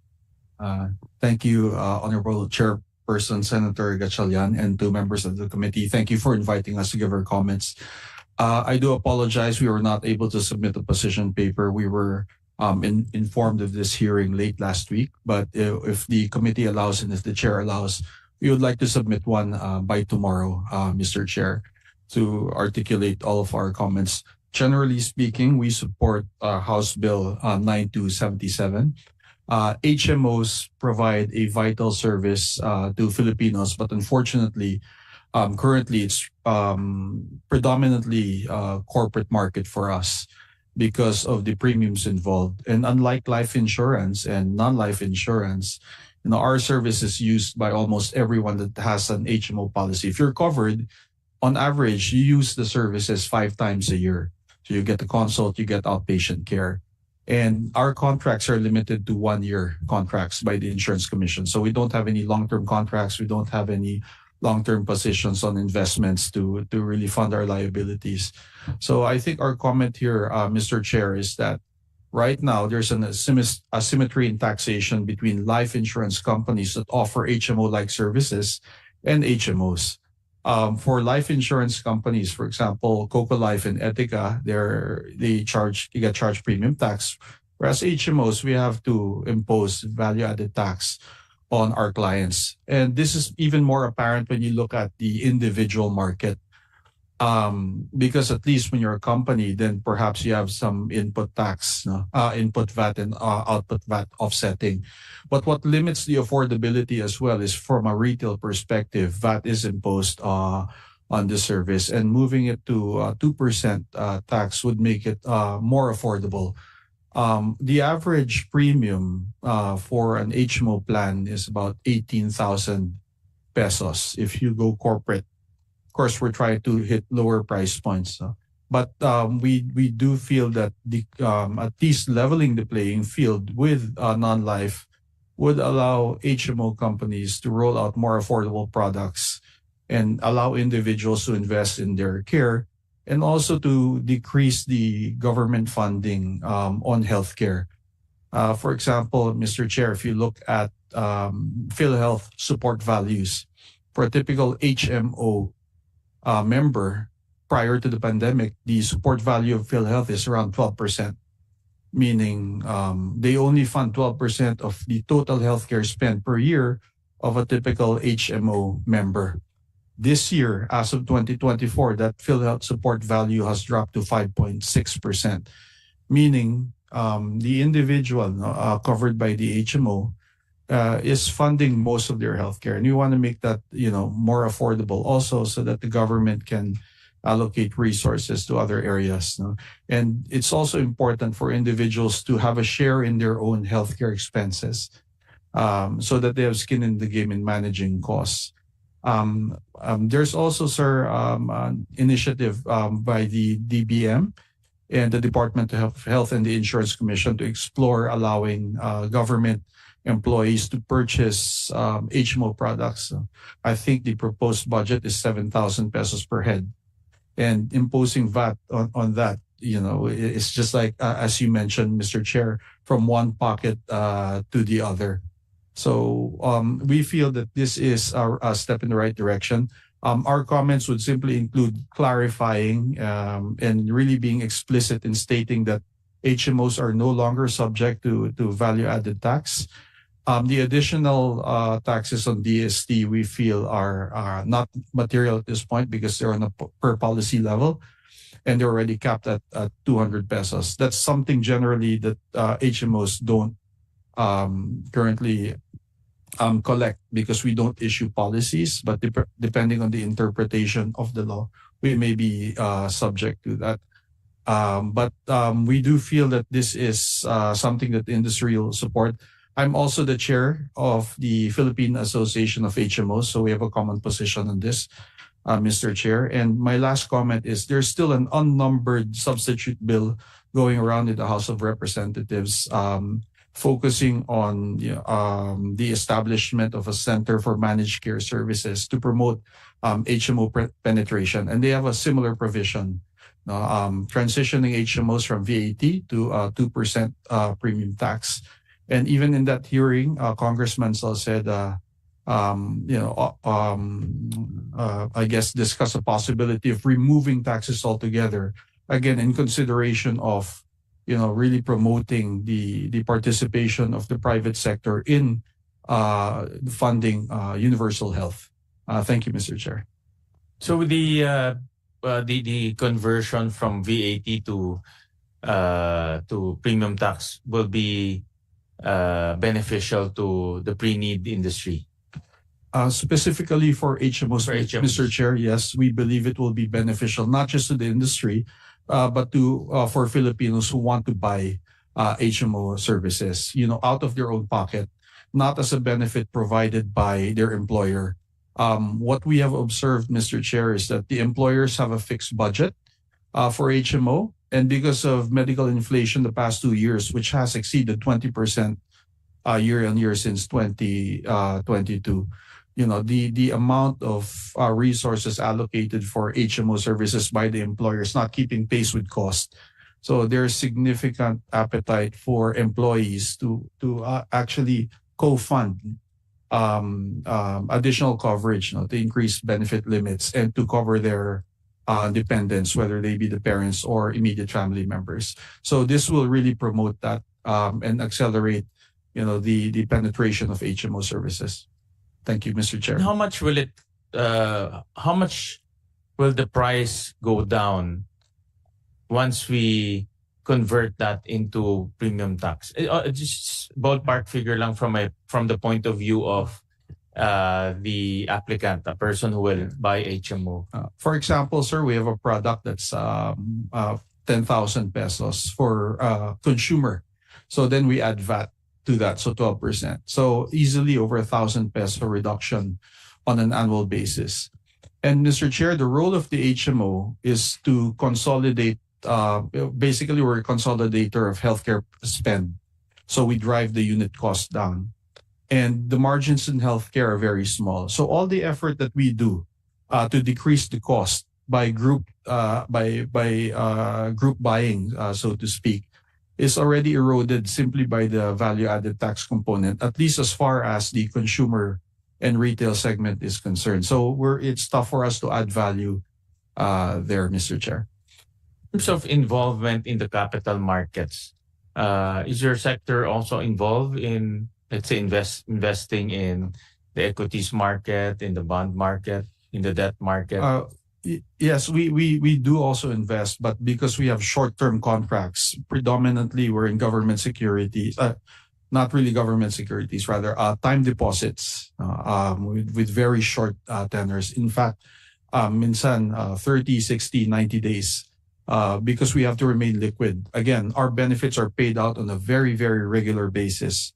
On average, the loss ratios, if you look at the market the past 2 years, we've been hovering in the mid 85% level for loss ratios. So for every 100 pesos we collect within the same year, within the 12-month period, we give it out as benefits to our members.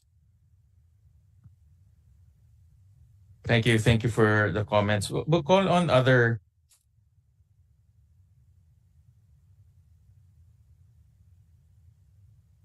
our other resource speakers. We'll start off with TMAP, Attorney La Forteza. Any comments on the proposed bill?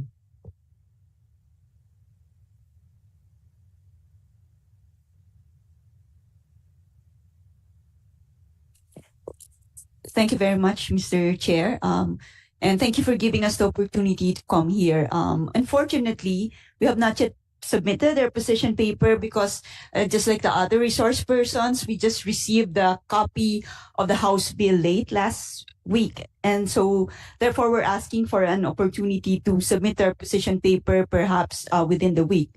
We're currently circulating the House bill for comment of the other members. So we hope you'll give us a chance to submit our position paper. However, I think my colleague here, Director June Meneses, has actually had the opportunity to study the House bill since it was introduced, I think, a year ago. So maybe I'll turn over the table to June. Attorney Meneses. Good morning, Mr. Chair. So probably some notes that we have in respect of House Bill 9277. If you look at the bill, and this answers your question earlier why it doesn't have the capital markets SIMEPA, because there's an earlier bill. It's House Bill 8958, which was substituted by 9277, which was the original SIMEPA bill. And in that bill, it was actually limited in scope. There were only 3 provisions of the tax code that were proposed to be amended by the House in respect of that original bill. We support the position taken by the Philippine Stock Exchange. We note that, yes, it will have a multiplier effect if the friction cost on the secondary market will be reduced from the 0.6% to the 0.1%, which is the primary provision in the SIMEPA, which should be taken into consideration in terms of its importance in respect of creating that multiplier effect for the capital markets. There are a number of provisions that are also secondary. It's just a question of determining whether it's really a direct or indirect effect on the capital markets. And basically, that's it, sir. as VP Karen mentioned earlier, we would be submitting a position paper in respect of the SIMEPA. And but we had just one last note. We do agree with you, Mr. Chair, that we had a very long discussion on PIFITA. In fact, a lot of the provisions that are being discussed now are provisions that were already discussed in PIFITA. And we just like to probably ask a question whether the discussions that were made in PIFITA would also be taken into account in looking at SIMEPA.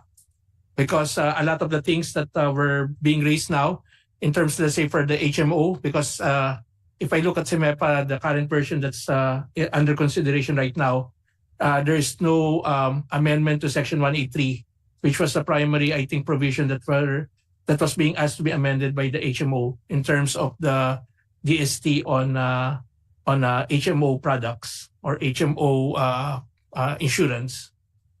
So we think that probably many of the discussions in PIFITA should be taken into consideration in terms of SIMEPA and some of the things that are needed to be included or excluded from SIMEPA.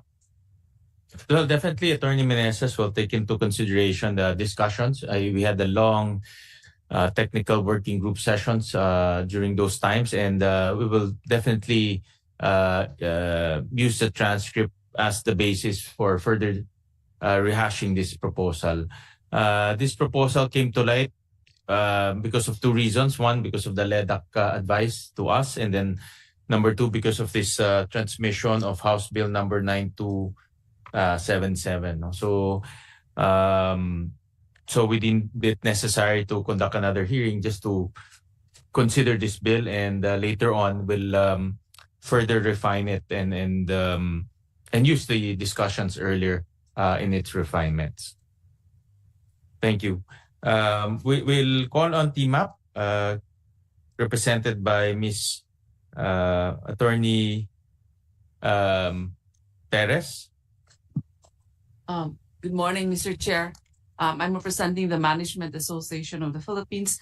I'm also a member of TMAP and also Phoenix Capital Markets Committee, whom I understand they were not invited, so hopefully they'll be invited next time. Number one, Mr. Chair, we support a fast, an expeditious passage of the bill. So we appreciate your effort to compartmentalize the issues or simplify the issues so that the bill will be passed. Number two, we support anything that reduces the friction cost of the capital market. We support the stock exchange wholeheartedly on this. We have been working, especially also in Phoenix, Mr. Chair, the Capital Markets Committee there. We are really working on or studying or supporting anything that will improve our capital markets. So we will support the immediate reduction of the 1%. And maybe to address the DOF concern, that's why my question earlier, if we could just make the bill palatable also to the DOF so its passage will be assured, then we will support that, Mr. Chair. And we also support any support or reduction of the taxes to the HMO market. I am an employer myself.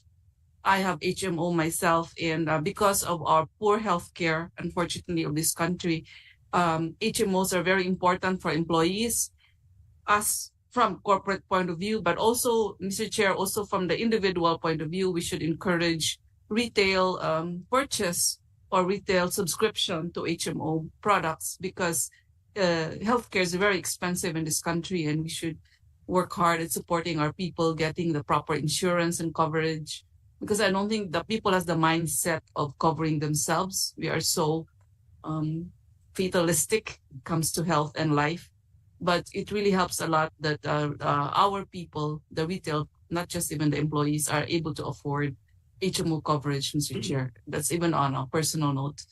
Thank you. Attorney, you're amenable to carve out the capital markets provision in PIFITA and make it a standalone bill so that we can push it faster?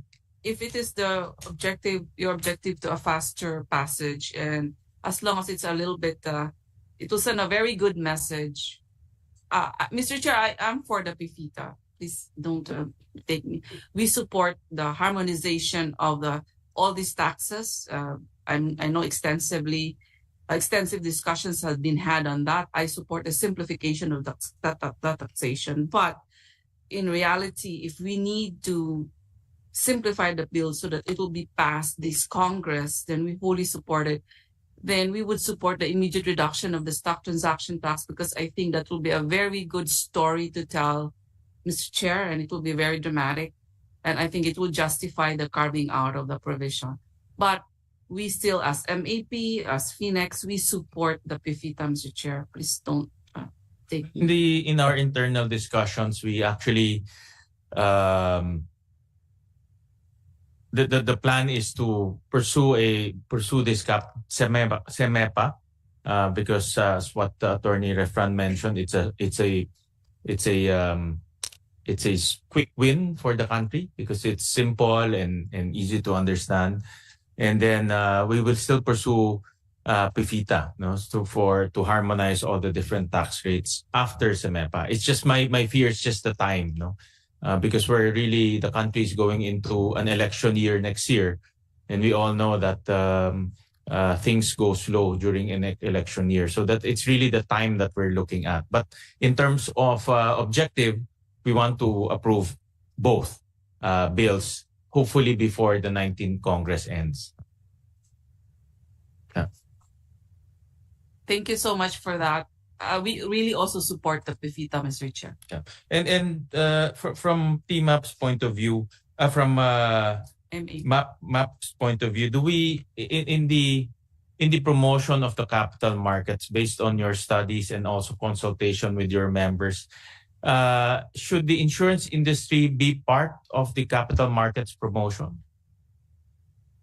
I cannot answer that, Mr. Chair. But for me, anything that supports the insurance, whether life or non-life, would be good for the country, Mr. Chair. All right. Thank you, Attorney. We'll call on TOAP, si Attorney Recalde or si Miss Beltran. Yeah. Anyone from the group? Maybe I can begin, Honorable Chair. Yes. So thank you very much for your invitation. The way that the trust officer, the trust entities participate in the capital markets development is really in mobilizing funds, both from retail and big investors, and investing these funds in several asset classes, debt, equity being among those. What we notice, though, is that there's preference predominantly for fixed income, because there is very little I guess the financial literacy is not at its peak yet in the industry, at least in the markets. But we do acknowledge that it is in that space where investors can get premium earnings, and so we normally encourage, especially now with the market turning around, investors to go in that space. So we have, if you will look into the composition of assets under management under the trust industry, I think a strong third represents investments in equities. A third of that. 2/3 would be in your debenture, in your bonds, etc., etc. The way we would want it to be, though, is for investors to really take on more equity so that they can participate in capital developments. But this has been quite hard because, like I said, literacy is not at its finest here. Now, we do have a second, another portion of the AUMs we manage represent pension funds, funds coming from government entities like the GSIS or even the SSS, which we manage now, and even funds from the insurance industry. So we manage also funds coming from pre-need companies. As you know, the law requires that a portion of their premiums be put under a trust fund. So we manage all these funds all together. And what we notice that for most of these types of clients, equities is really an area where they like to generate premium returns. So So that's how we participate, in essence, in the building of capital markets. We have already submitted to the committee our propositions with regard to the PIFITA. I will allow Attorney Ricalde to take on that. Yeah, go ahead, Attorney. Good morning, Mr. Chair. Just to affirm that TOWAP is for the support the reduction of the friction costs in the capital markets and also in the CAS. TOWAP is also for the harmonization of the taxation of all types of the CAS. And TOWAP supports the small PIFITA and also the big FIFITA, subject to the clarifications that we highlighted. But up to a certain extent that CEMEPA will be given preference, just to allow me to give some comments on this small PIFITA, because to the extent that this includes CIS in the definition of the shares of stock and the definition of collective investment schemes, we take it to mean that the definition only pertains to the Section 127 definition on the stock transaction tax and has nothing to do with the documentary stamp tax. You will recall, Mr. Chair, that this small PIFITA does not touch on 174, but we do not want this implication that, assuming that the big FIFITA does not push through, BIR will start to collect the doc stamps on the CIS that's being administered by the trust, because you will recall that the UITFs in particular right now are not subject to DST because they don't issue shares of stock. Effectively, these are mere participation. Functionally, they're different from shares of stock, and up to a certain extent that they issue these certificates of participation, the funds are invested in investment instruments that are subject to DST. We don't want multiple DST in this regard that will even somehow discourage the development of this UITF market. To Attorney Recalde or to Ms. Beltran, what is the role of I'll talk about CIS in general, no? Because definitely we all know UITF is part of the CIS group. What role does the CIS perform in terms of developing the capital markets? I think, Honorable Chair, it's really allowing the retail investors to participate. Of course, that has changed over the years, but way back when UITFs were introduced, the minimums to deal with broker or buy bonds in the bank would amount to 200,000 to maybe even 200 to 100,000. But with the introduction of UITFs, investors could now come in with a measly 1,000 pesos even.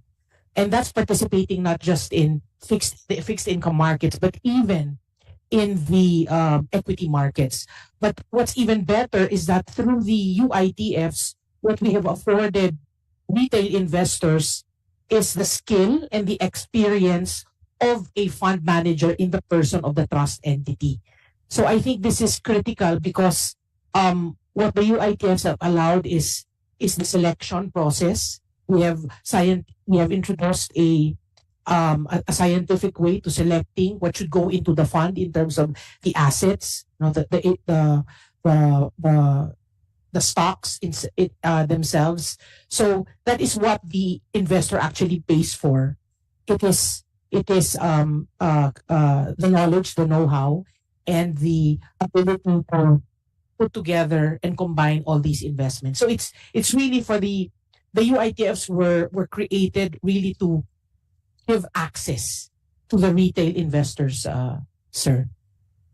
Investment goes to capital markets instruments in the capital markets. Yes, Like, definitely, for example, sir. stocks, bonds, those type of instruments. Correct. And the PSP, however, very clearly said that in the regulations governing UITFs, that investments within UITFs should be in tradable securities.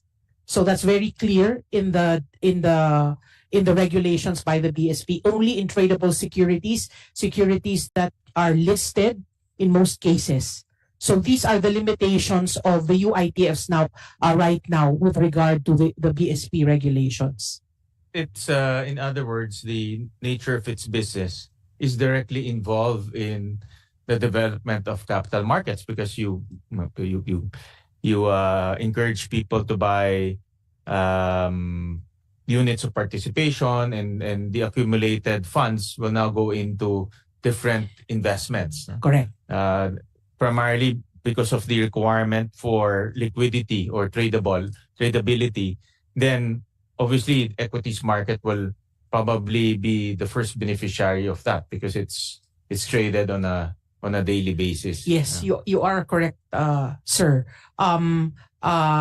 Equities also being alien to the retail investors, they would prefer to do it via professional funds such as the UITFs. So it actually gives the retail market a taste of what it means to invest in the stock market. Same for mutual funds as well as VULs. Yes, except for the VULs, there is a component of protection. Yes. Correct.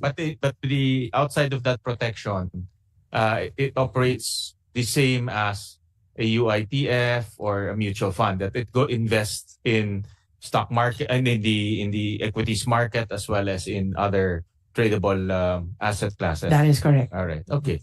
Thank you. And Attorney Ricardo, you mentioned earlier that you support the harmonization of taxation of the different varieties of CIS. Can you just elaborate on that? No, because from what we understand, mutual funds, UITF, and POLs, they all, although their objective is the same, but they operate, their nature is very different. No? So how do you envision that harmonization? That's correct, sir. In particular, UITFs, for example, vis-a-vis the VULs. Okay, for the UITFs, we're subject to the 20% final withholding tax on the yield upon declaration, whereas relative to VULs, upon their I would say maturity, the amount up to the extent that they're in excess of the premium paid are not subject to this 20% final withholding tax, but subject to self-assessment. So somehow it depends on the investor, the holder, to declare that, to report that amount. Unlike in UITFs, they are withheld at source.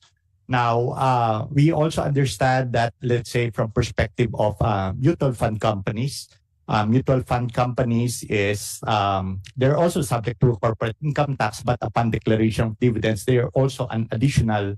Upon redemption, they're not subject to gains on that, because they're specifically exempt from income tax from gains from the redemption of this mutual fund. So in other words, it's possible that the mutual fund companies are subject to corporate income tax, but generally these are already subject to final tax because they invest in this passive income subject to final tax. So practically no corporate income tax paid at the mutual fund company level, and upon redemption, there's no more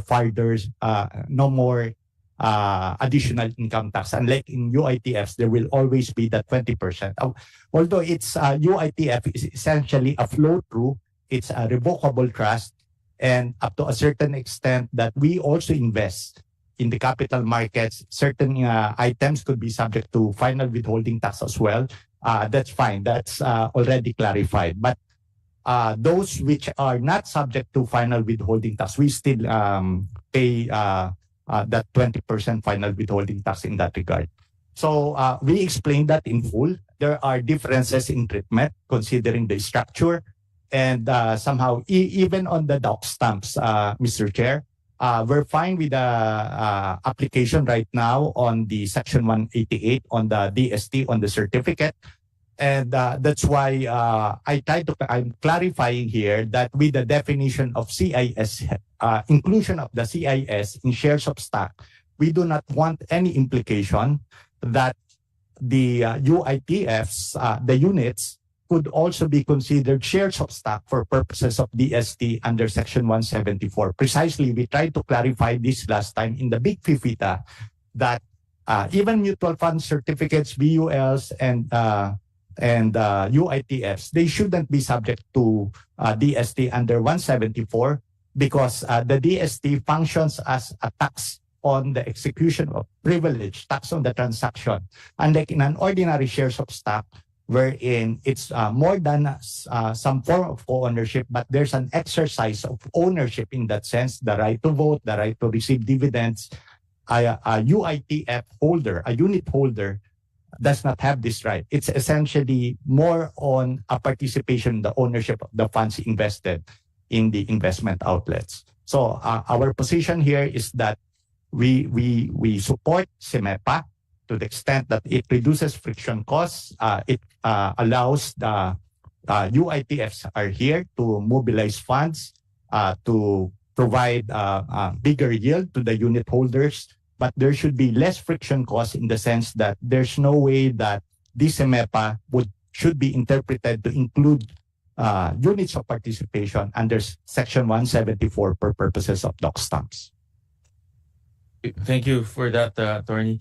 The concept here is if we grow the CIS sector, in turn it will grow the capital markets sector as well, because the funds that go into the CIS, regardless whether it's mutual funds, UITF, or VUL, the funds accumulated from those investment schemes will end up in the capital markets. So in other words, what we need to do is to grow the number of investors going into CIS.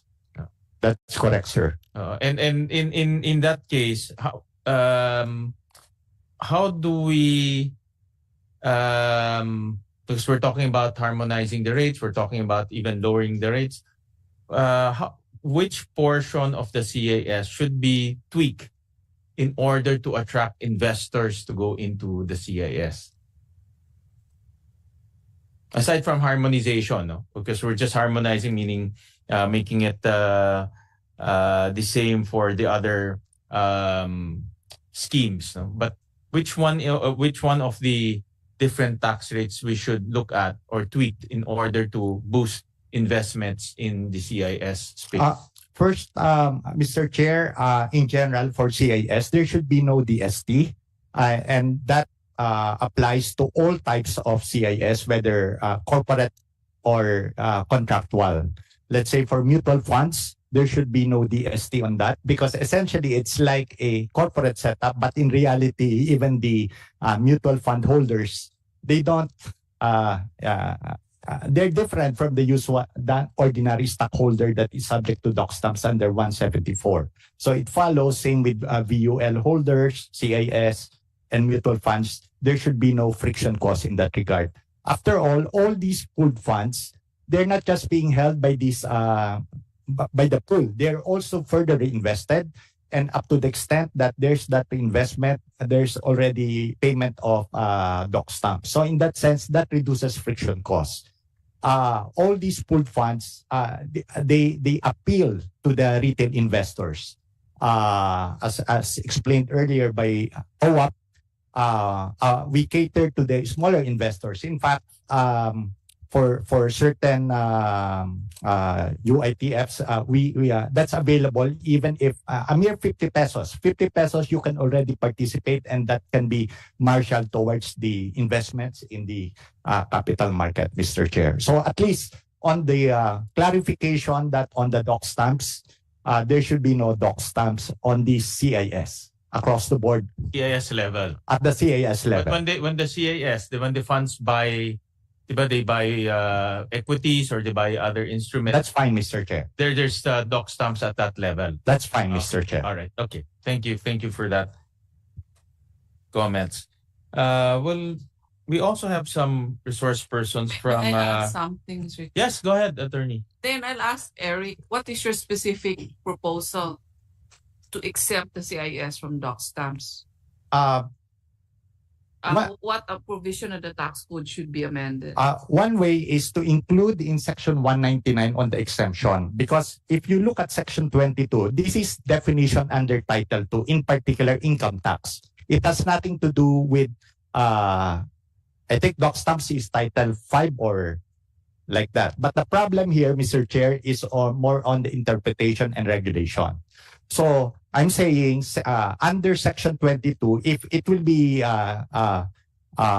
amended as proposed in the SEMEPA or the small PIVITA, since it can also extend to stock transaction tax, because stock transaction tax is in lieu of a capital gains tax, which is effectively a tax on gains, but should not apply to doc stamps. So to avoid any doubt here, there should be an amendment in section 199 on the exempt documents and transactions, the CIS at the CIS level.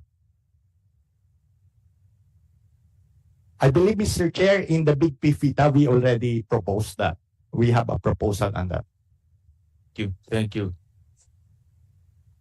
Can we also hear from our friends from the Insurance Commission? Si Attorney Medina. Good afternoon, Mr. Chair, and good afternoon to all those present. The Insurance Commission has previously taken a favorable position on premium tax reduction, as we view it as a way to increase the insurance penetration by lowering the cost. However, we are for for equitable treatment of similarly situated sectors as far as practicable, including its comparative treatment internationally, more particularly in the ASEAN. But sir, we also defer to the position of DOF, as we have seen the negative effects it will have on our revenue.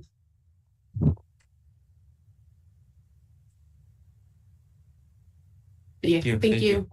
Any comments from the SEC represented by Attorney Fernandez? Good afternoon, Mr. Chair. Thank you for inviting the Securities and Exchange Commission to the deliberations of the SEMEPA. Just like to manifest that, one, we support any measure that would broaden, deepen, and further develop the capital markets, and precisely why, upon benchmarking with industry and talking with with ASEAN peers and talking with industry, we have lobbied for the reduction of the stock transaction tax to 10 basis points. And we believe that, as earlier mentioned, that this will promote competition. This will further promote activity in the market, and of course, this will really result in a reduction of friction costs. In the same manner that the SEC has espoused or has launched initiatives to boost our capital markets, specifically our stock markets, through various regulations. And we believe that reduction of the STT is one of those that will contribute in reducing friction costs. Just the same, Mr. Chair, we had recent discussions with the Department of Finance, and we were happy to have been informed that whether we go the route of the SEMEPA or the PIVITA, the STT has been incorporated in the proposed measures. Of course, we defer to the wisdom of the Department of Finance and of this committee, Your Honor, whichever will be most expedient, number one. And of course, taking into consideration the sustainability of any revenue measure that we will be pushing for. And just the same, Mr. Chair, we also manifest that we are one with the DOF in expressing support and assistance for any initiative that would allow us to maybe arrive at a version of this bill that is maybe at the very least revenue neutral and attain the twin objective of further developing our capital markets. Thank you, Mr. Chair. Thank you, Attorney. Any comments? I saw in my list we have friends also from PCSO, although I made some comments already earlier. But any comments from PCSO and also from the Philippine Racing Commission? Meron ba? Yeah. We'll start off with PCSO first. Good afternoon, Mr. Chair. On the part of the PCSO, of course, we fully support the proposed bill, and this seeks to address two taxable items in our charter, and that the price on winnings, the reduction of 20% from 20% to 10% would be a good relief for our bettors. And for the DST, we are very appreciative for the intended reduction of from 20% to 10%, but subsequently the final proposal was increased to 15%. So whatever savings that we will be generating from the DST will be translated into the delivery of services. That's on the part of the PCSO, Mr. Chair. Thank you. And to the Philippine Racing Commission. Good morning, Mr. Chair. Good morning to our other resource persons. I'm Attorney Victor Angelo Tantoco, Commissioner of Philippine Racing Commission. And we would like to give our stand, although the position paper will be filed anytime within the week. But just to summarize our stand, we are only affected by sections 190, which talks about 20%, that is by virtue of the train law that is imposed on any bet that is made with the Philippine Racing Commission. And at first, there are legislative franchise given to the racetracks, and they were given actually 10%. Just to give you a history on why I will have our stand. 10%. But however, upon the arrival of the train law, the DST was increased to 20%. However, Your Honor, the legislative franchise, which said that it should be 10%, the legislative franchise holders lobbied to GAB in Malacanang, and despite the train law, they were given a go signal to collect only 10%, Your Honor. And this was through GAB, and it was approved through Malacanang. So it is the stand, Your Honor, of the Philippine Racing Commission that we have no objection to sections 190, so that it would harmonize the existing legislative franchise and what we are actually what is being imposed actually on the bets, Your Honor. So we would like to harmonize the laws, and we have no objection on this, Your Honor. Thank you. You mean the Malacanang approved only the collection? How is that? Your Honor, because What is the legal basis of that? the legal basis, Your Honor, the legislative franchise holders wrote to GAB, Your Honor, and told them they're actually MMTCI, Your Honor, is had their franchise renewed, Your Honor, in 2020, which provided for in their franchise that the documentary stamp tax, Your Honor, will be 10%. But despite of this, they were being collected 20%. So they wrote a letter to the Games and Amusement Board stating their legal grounds, Your Honor. And what the Games and Amusement Board, Your Honor, said is that this is subject to higher approval from Malacanang, Your Honor. And we have, and on March 2023, Your Honor, this was approved by the Office of the President. And that's when they collected 10%, Your Honor, after the approval of Malacanang, Your Honor. And this, Your Honor, we can provide for in the position paper, all the documentation, Your Honor.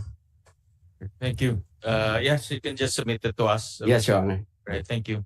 Any comments from the DOF family aside from what Asa Carlo mentioned? BIR and TRC. Normally, you have a unified position on this, but any comments from what you've heard so far from the discussion? Mr. Chair, regarding the CIS, particularly on the DST harmonization and exemption of CIS on the DST, I believe before the proposal was to harmonize, but they will still be subject to DST. And hence the previous proposal was that they will be subject to Section 174. All of them will be subject to Section 174, except for VUL, wherein the life insurance component will be subject to 183. And then in terms of harmonization, all CIS will also be subjected to withholding. So there will be no more self-assessment. So I think those were the things that were agreed upon during our previous TWG, and not really exemption particularly on the DST of CIS.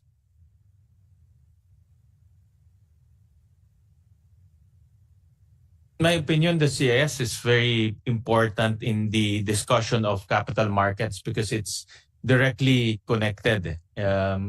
All of the retail investors investing in those products will end up indirectly investing in the capital markets, in the stock market, or even in the bond market, no, if we have one later on. So in my view, that the CIS component is very important to include here in the CEMEPA bill. However, I'm thinking of ways, ASEC, how to encourage more investors to come in. No, definitely the goal is to harmonize. I think PIFITA's goal is to harmonize the whole CIS industry. But at the same time, I'm also thinking of how to attract more investors to come in. Of course, the knee-jerk reaction there will be lowering down DST or even eliminating DST or harmonizing some of the tax rates across the different products. No? So, but the goal here is to get more people investing in CIS so that they end up indirectly investing in the capital markets. Mr. Chair, one clarification. When we say exemption of all CIS on DST, does it include mutual fund? Attorney Ricardo. Mr. Chair, precisely. Well,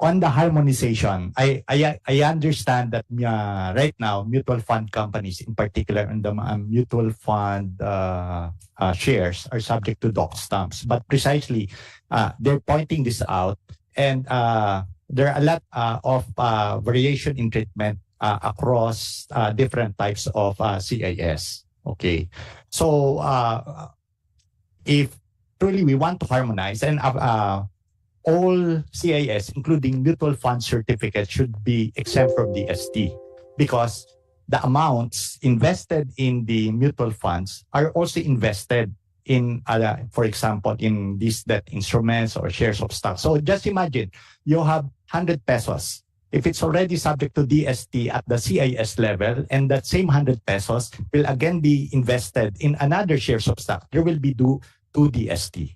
So that's why if we want to harmonize the treatment for DCIS and encourage the mobilization of these retail funds, we should exempt that at that level. After all, we can differentiate the CIS holder from an ordinary shareholder. They don't typically have this attend shareholders meeting like that because after all, that's only a scheme to mobilize funds. Unlike an ordinary stock corporation, they function totally differently, Mr. Chair. For UITF and VUL, because the issue is a participation in this case. Yes, Mr. Chair, but for UITFs, they are revocable trust. It's like a flow-through. And they're exempted already from DST? They're not considered shares of stock under the existing regime. And to the extent that they issue certificates, they pay DST under Section 188 and not under Section 174. But they will also be exempted. If mutual funds will be exempted, that part is also, the proposal is to exempt. Yes, Tama? yes, The of course. proposal lang naman to, proposal lang. Right, I'm not saying, right now, Mr. Chair. The question is how to get more investors. Diba? Yes, precisely. Yes, Mr. Chair. Right now, UITFs are not subject to DST under 174. And I am seeking clarification precisely with this small PFITA up to the extent that this includes in the shares of stock definition, CIS, and it has nothing to do with Section 174 definition. We don't want any implication that come the implementation, assuming there's no big FIFITA explicitly exempting the CIS, here comes BIR saying that even UITFs are now subject to DST under Section 174. Precisely, that's not the intent. And in my opening statement earlier, if we include DST at the CIS level, this will increase friction costs in the mobilization of funds. Hence, our proposal is totally to remove DST at the CIS level. If up to a certain extent that will even remove DST on the mutual fund certificates, that we likewise support, Mr. Chair. VOLs, they have at the CIS level, do they have DST? There's none, Mr. Chair, because they already pay premium tax. Premium tax, But that's only up to the extent of 200 pesos. It stops at 200 pesos.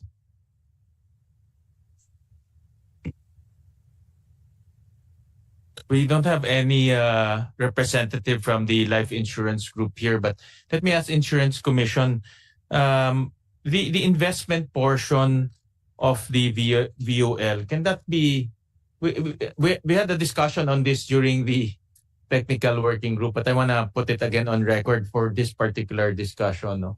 Because right now, when you invest in a life insurance with the VOL, everything goes to, not everything, but it's your charge, premium tax, but a portion of that goes to investments. No? But is it possible to segregate the investment portion? Mr. Chair, as previously discussed in one of our position papers on the CIS bill, we are of the opinion that the insurance portion and the investment portion of the VUL cannot be segregated.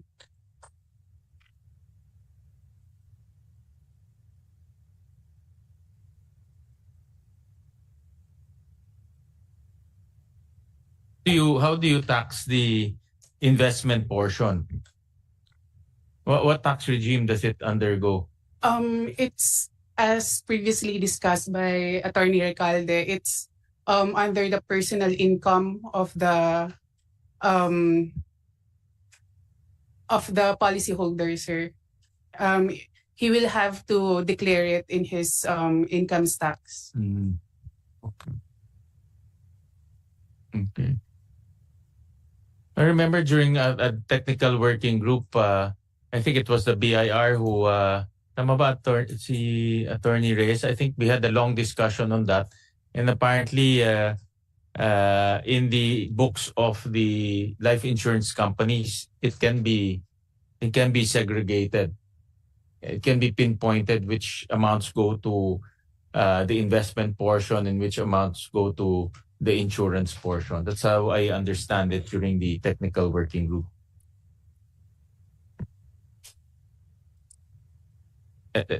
Tama ba, Attorney Reyes? I think I think you were there that time. Yes, at first they were claiming that it cannot be severed, but later on during the discussions, it can be shown that it can be severed. What component goes to the life insurance and for the investment aspect.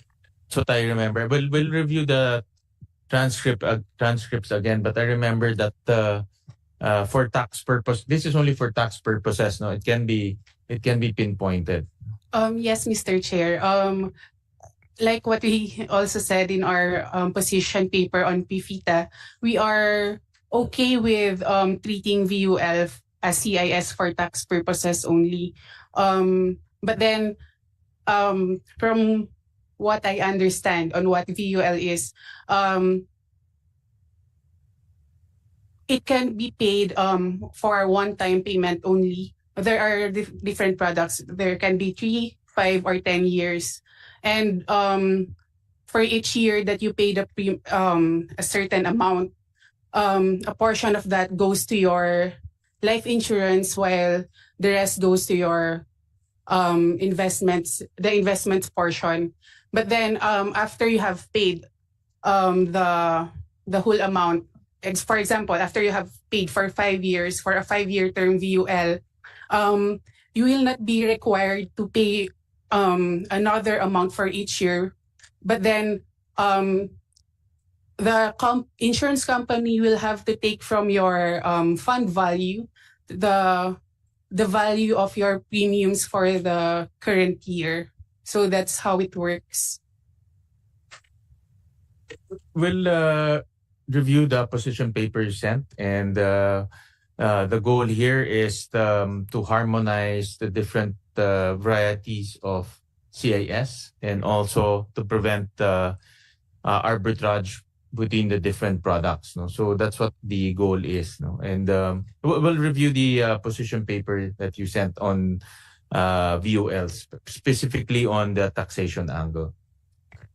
Thank you, Mr. Chair. Mr. Chair, I believe we submitted a comparative table on that, precisely on that special session.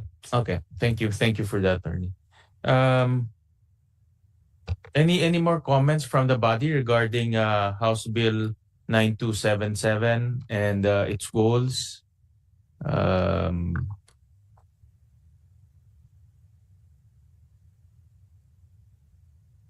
If there's no more, yes, go ahead, Attorney La Forteza.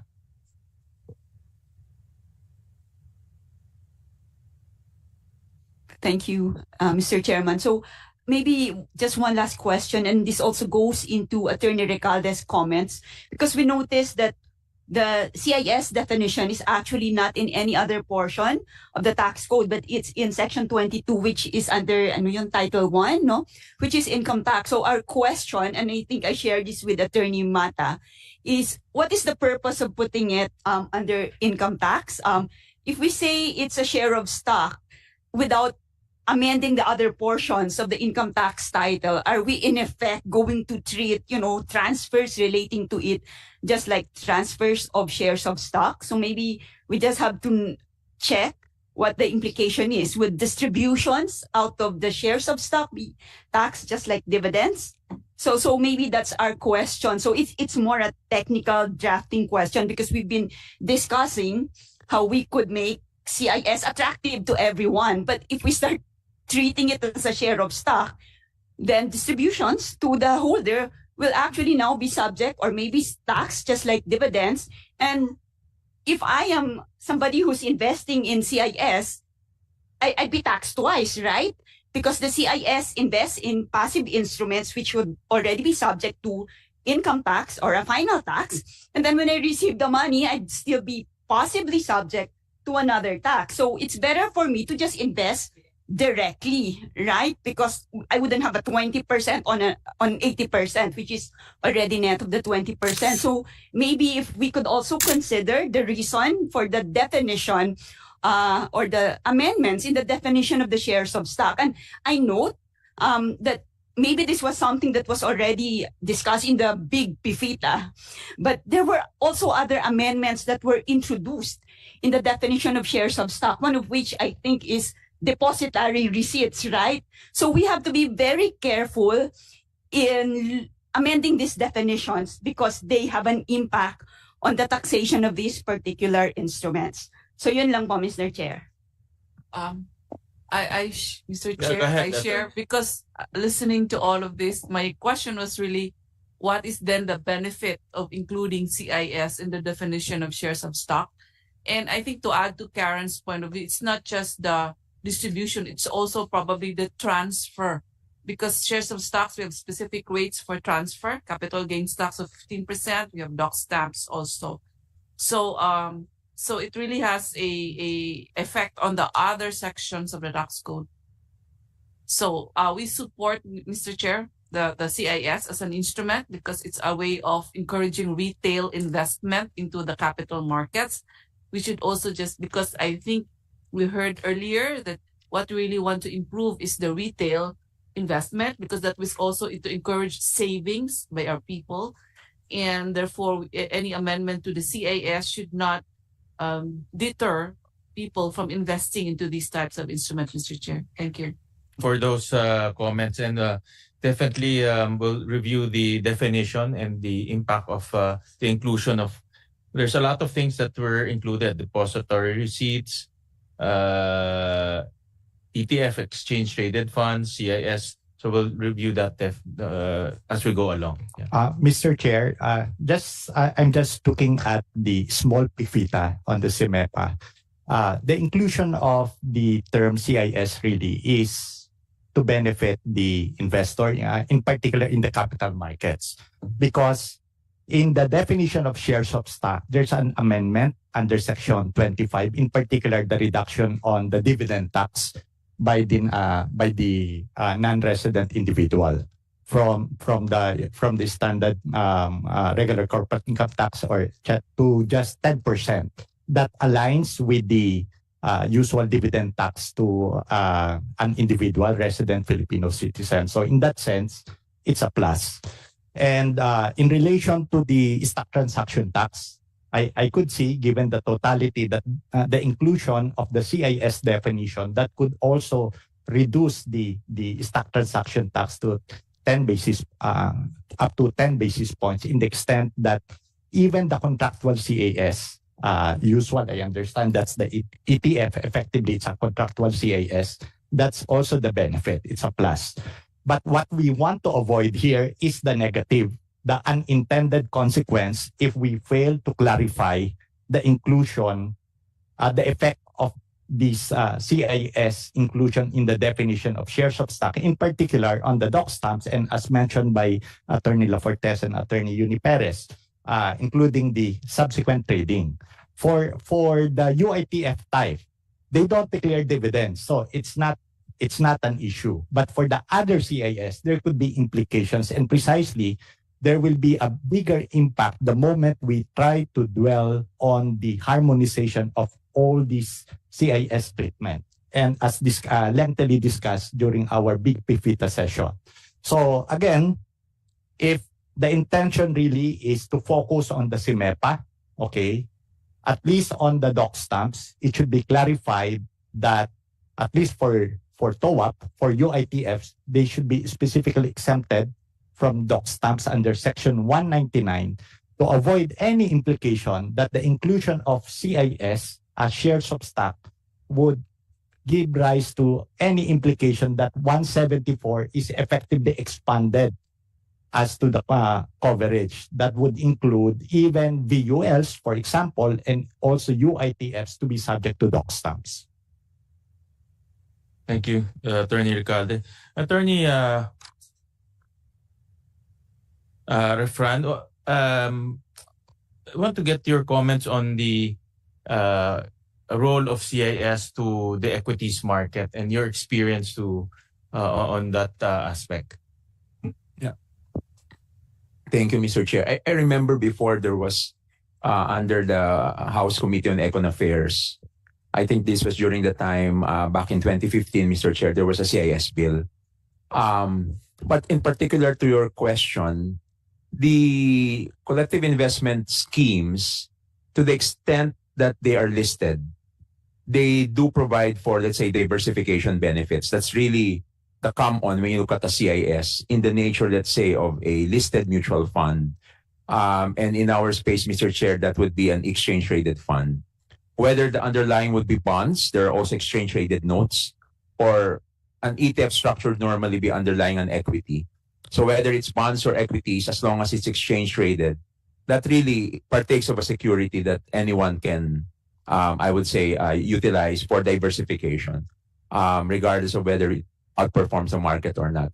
But if it's not listed, that's really an investment mechanism for them to pool capital. It's really a pooling of interest. It's still a security, Mr. Chair, under Republic Act 8799, because the expectation there is primarily profit-driven under the Howey test.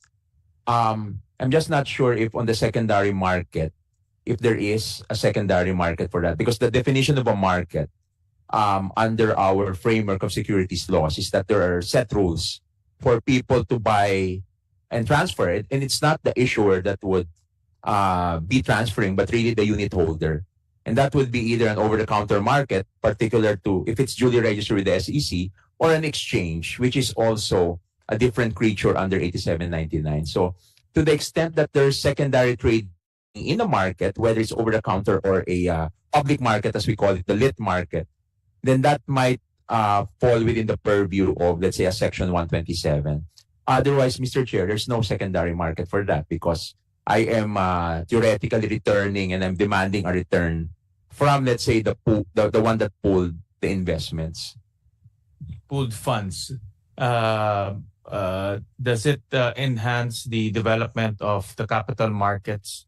Does it enhance the development of capital markets? Oh, yes, Mr. Chair, because they are able to have access through their own network for purposes, let's say, of the banks. Normally, this would be the entities, the trust entities, whether within the bank as a or spun off. There are trust entities that are corporatized, spun off, or they might be compliant also even if it's within the bank. They're able to tap through their asset management arm or the private wealth, especially. The private wealth is a very big business, as we have a lot of competition from the regional private wealth. And we've seen this as of the last 10 years, Mr. Chair. And it's something that I think the domestic private wealth business will really have to put up very attractive products. It's all about the attractiveness of the product, Mr. Chair. You may have the network, but, the home offices family offices rather, would still be happy to repatriate external repatriation. So they do help us a lot, Mr. Chair, because especially for the family offices. The family offices would probably be main targets of the private wealth. And the big family offices, the regional, are the ones that actually look for jurisdictions where on a friction cost basis, they're very competitive. So we're probably looking at intergenerational wealth here that could be allocated to the equities or the bond markets, but more on the equity side, Mr. Chair, because their return expectations are from a perspective of IRR are very high because this is intergenerational wealth. So they do provide a lot of dry powder again to the market. But if it's structured, let us say, Mr. Chair, as a CIS, especially on a long-term basis, I think it's really very beneficial to the capital markets. Data on how big the CIS market, how big the CIS market invests in the stock market? Do we have that data? We'll get that, Mr. Chair, from our network. But from your estimate, is it how big is that pool of funds that goes into the stock market? Maybe, Mr. Chair, Yes, Mr. Chair. On a daily basis, we have around roughly 80% being given by the institutionals. The retail accounting for 20%, although during COVID, we saw an uptick to around 50% for the retail. So out of that institutional 80%, Mr. Chair, it would not be surprising if the collective investment schemes would account for half of the 80% because these are their mandates really is to make sure that they deliver on their representations in their term sheets. And customers and retail investors are very picky also nowadays if you are underperforming the market.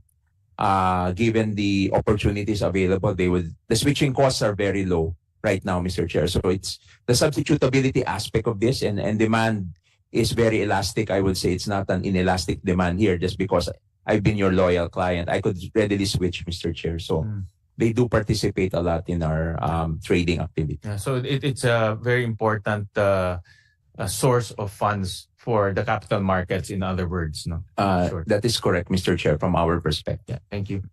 Ms. Beltran?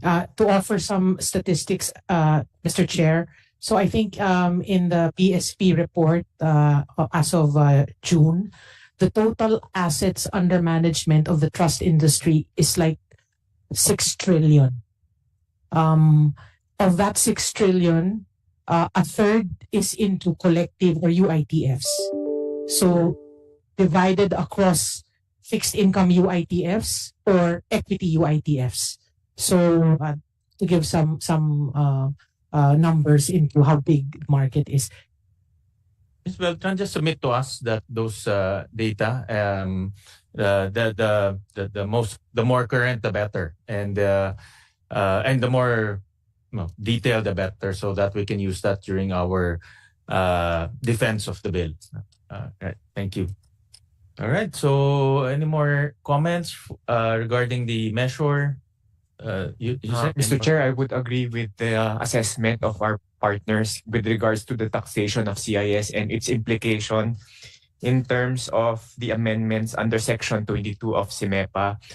If you remember, Mr. Chair, we have several amendments in Package 4 in terms of the taxation of the CCIS, and we made sure that we harmonize them. So we agree with that assessment that this may have unintended implication in terms of the taxation of CIS if we will not amend this particular Section 22. We'll definitely discuss that as we move along the bill. So if there are no more discussion, no more comments, again, thank you very much for your time, and feel free to send us your position paper on this bill. I know that you sent us numerous position papers on the big PIFITA, as we call it, but feel free to send us your position paper and data. As you can see, we use the data when we defend our proposal, and the more robust, the more detailed the data is, the better for us to present it. So thank you very much again for your time, and we'll suspend this hearing until, and we'll have another round if necessary later on. So this hearing is hereby suspended. Thank you very much.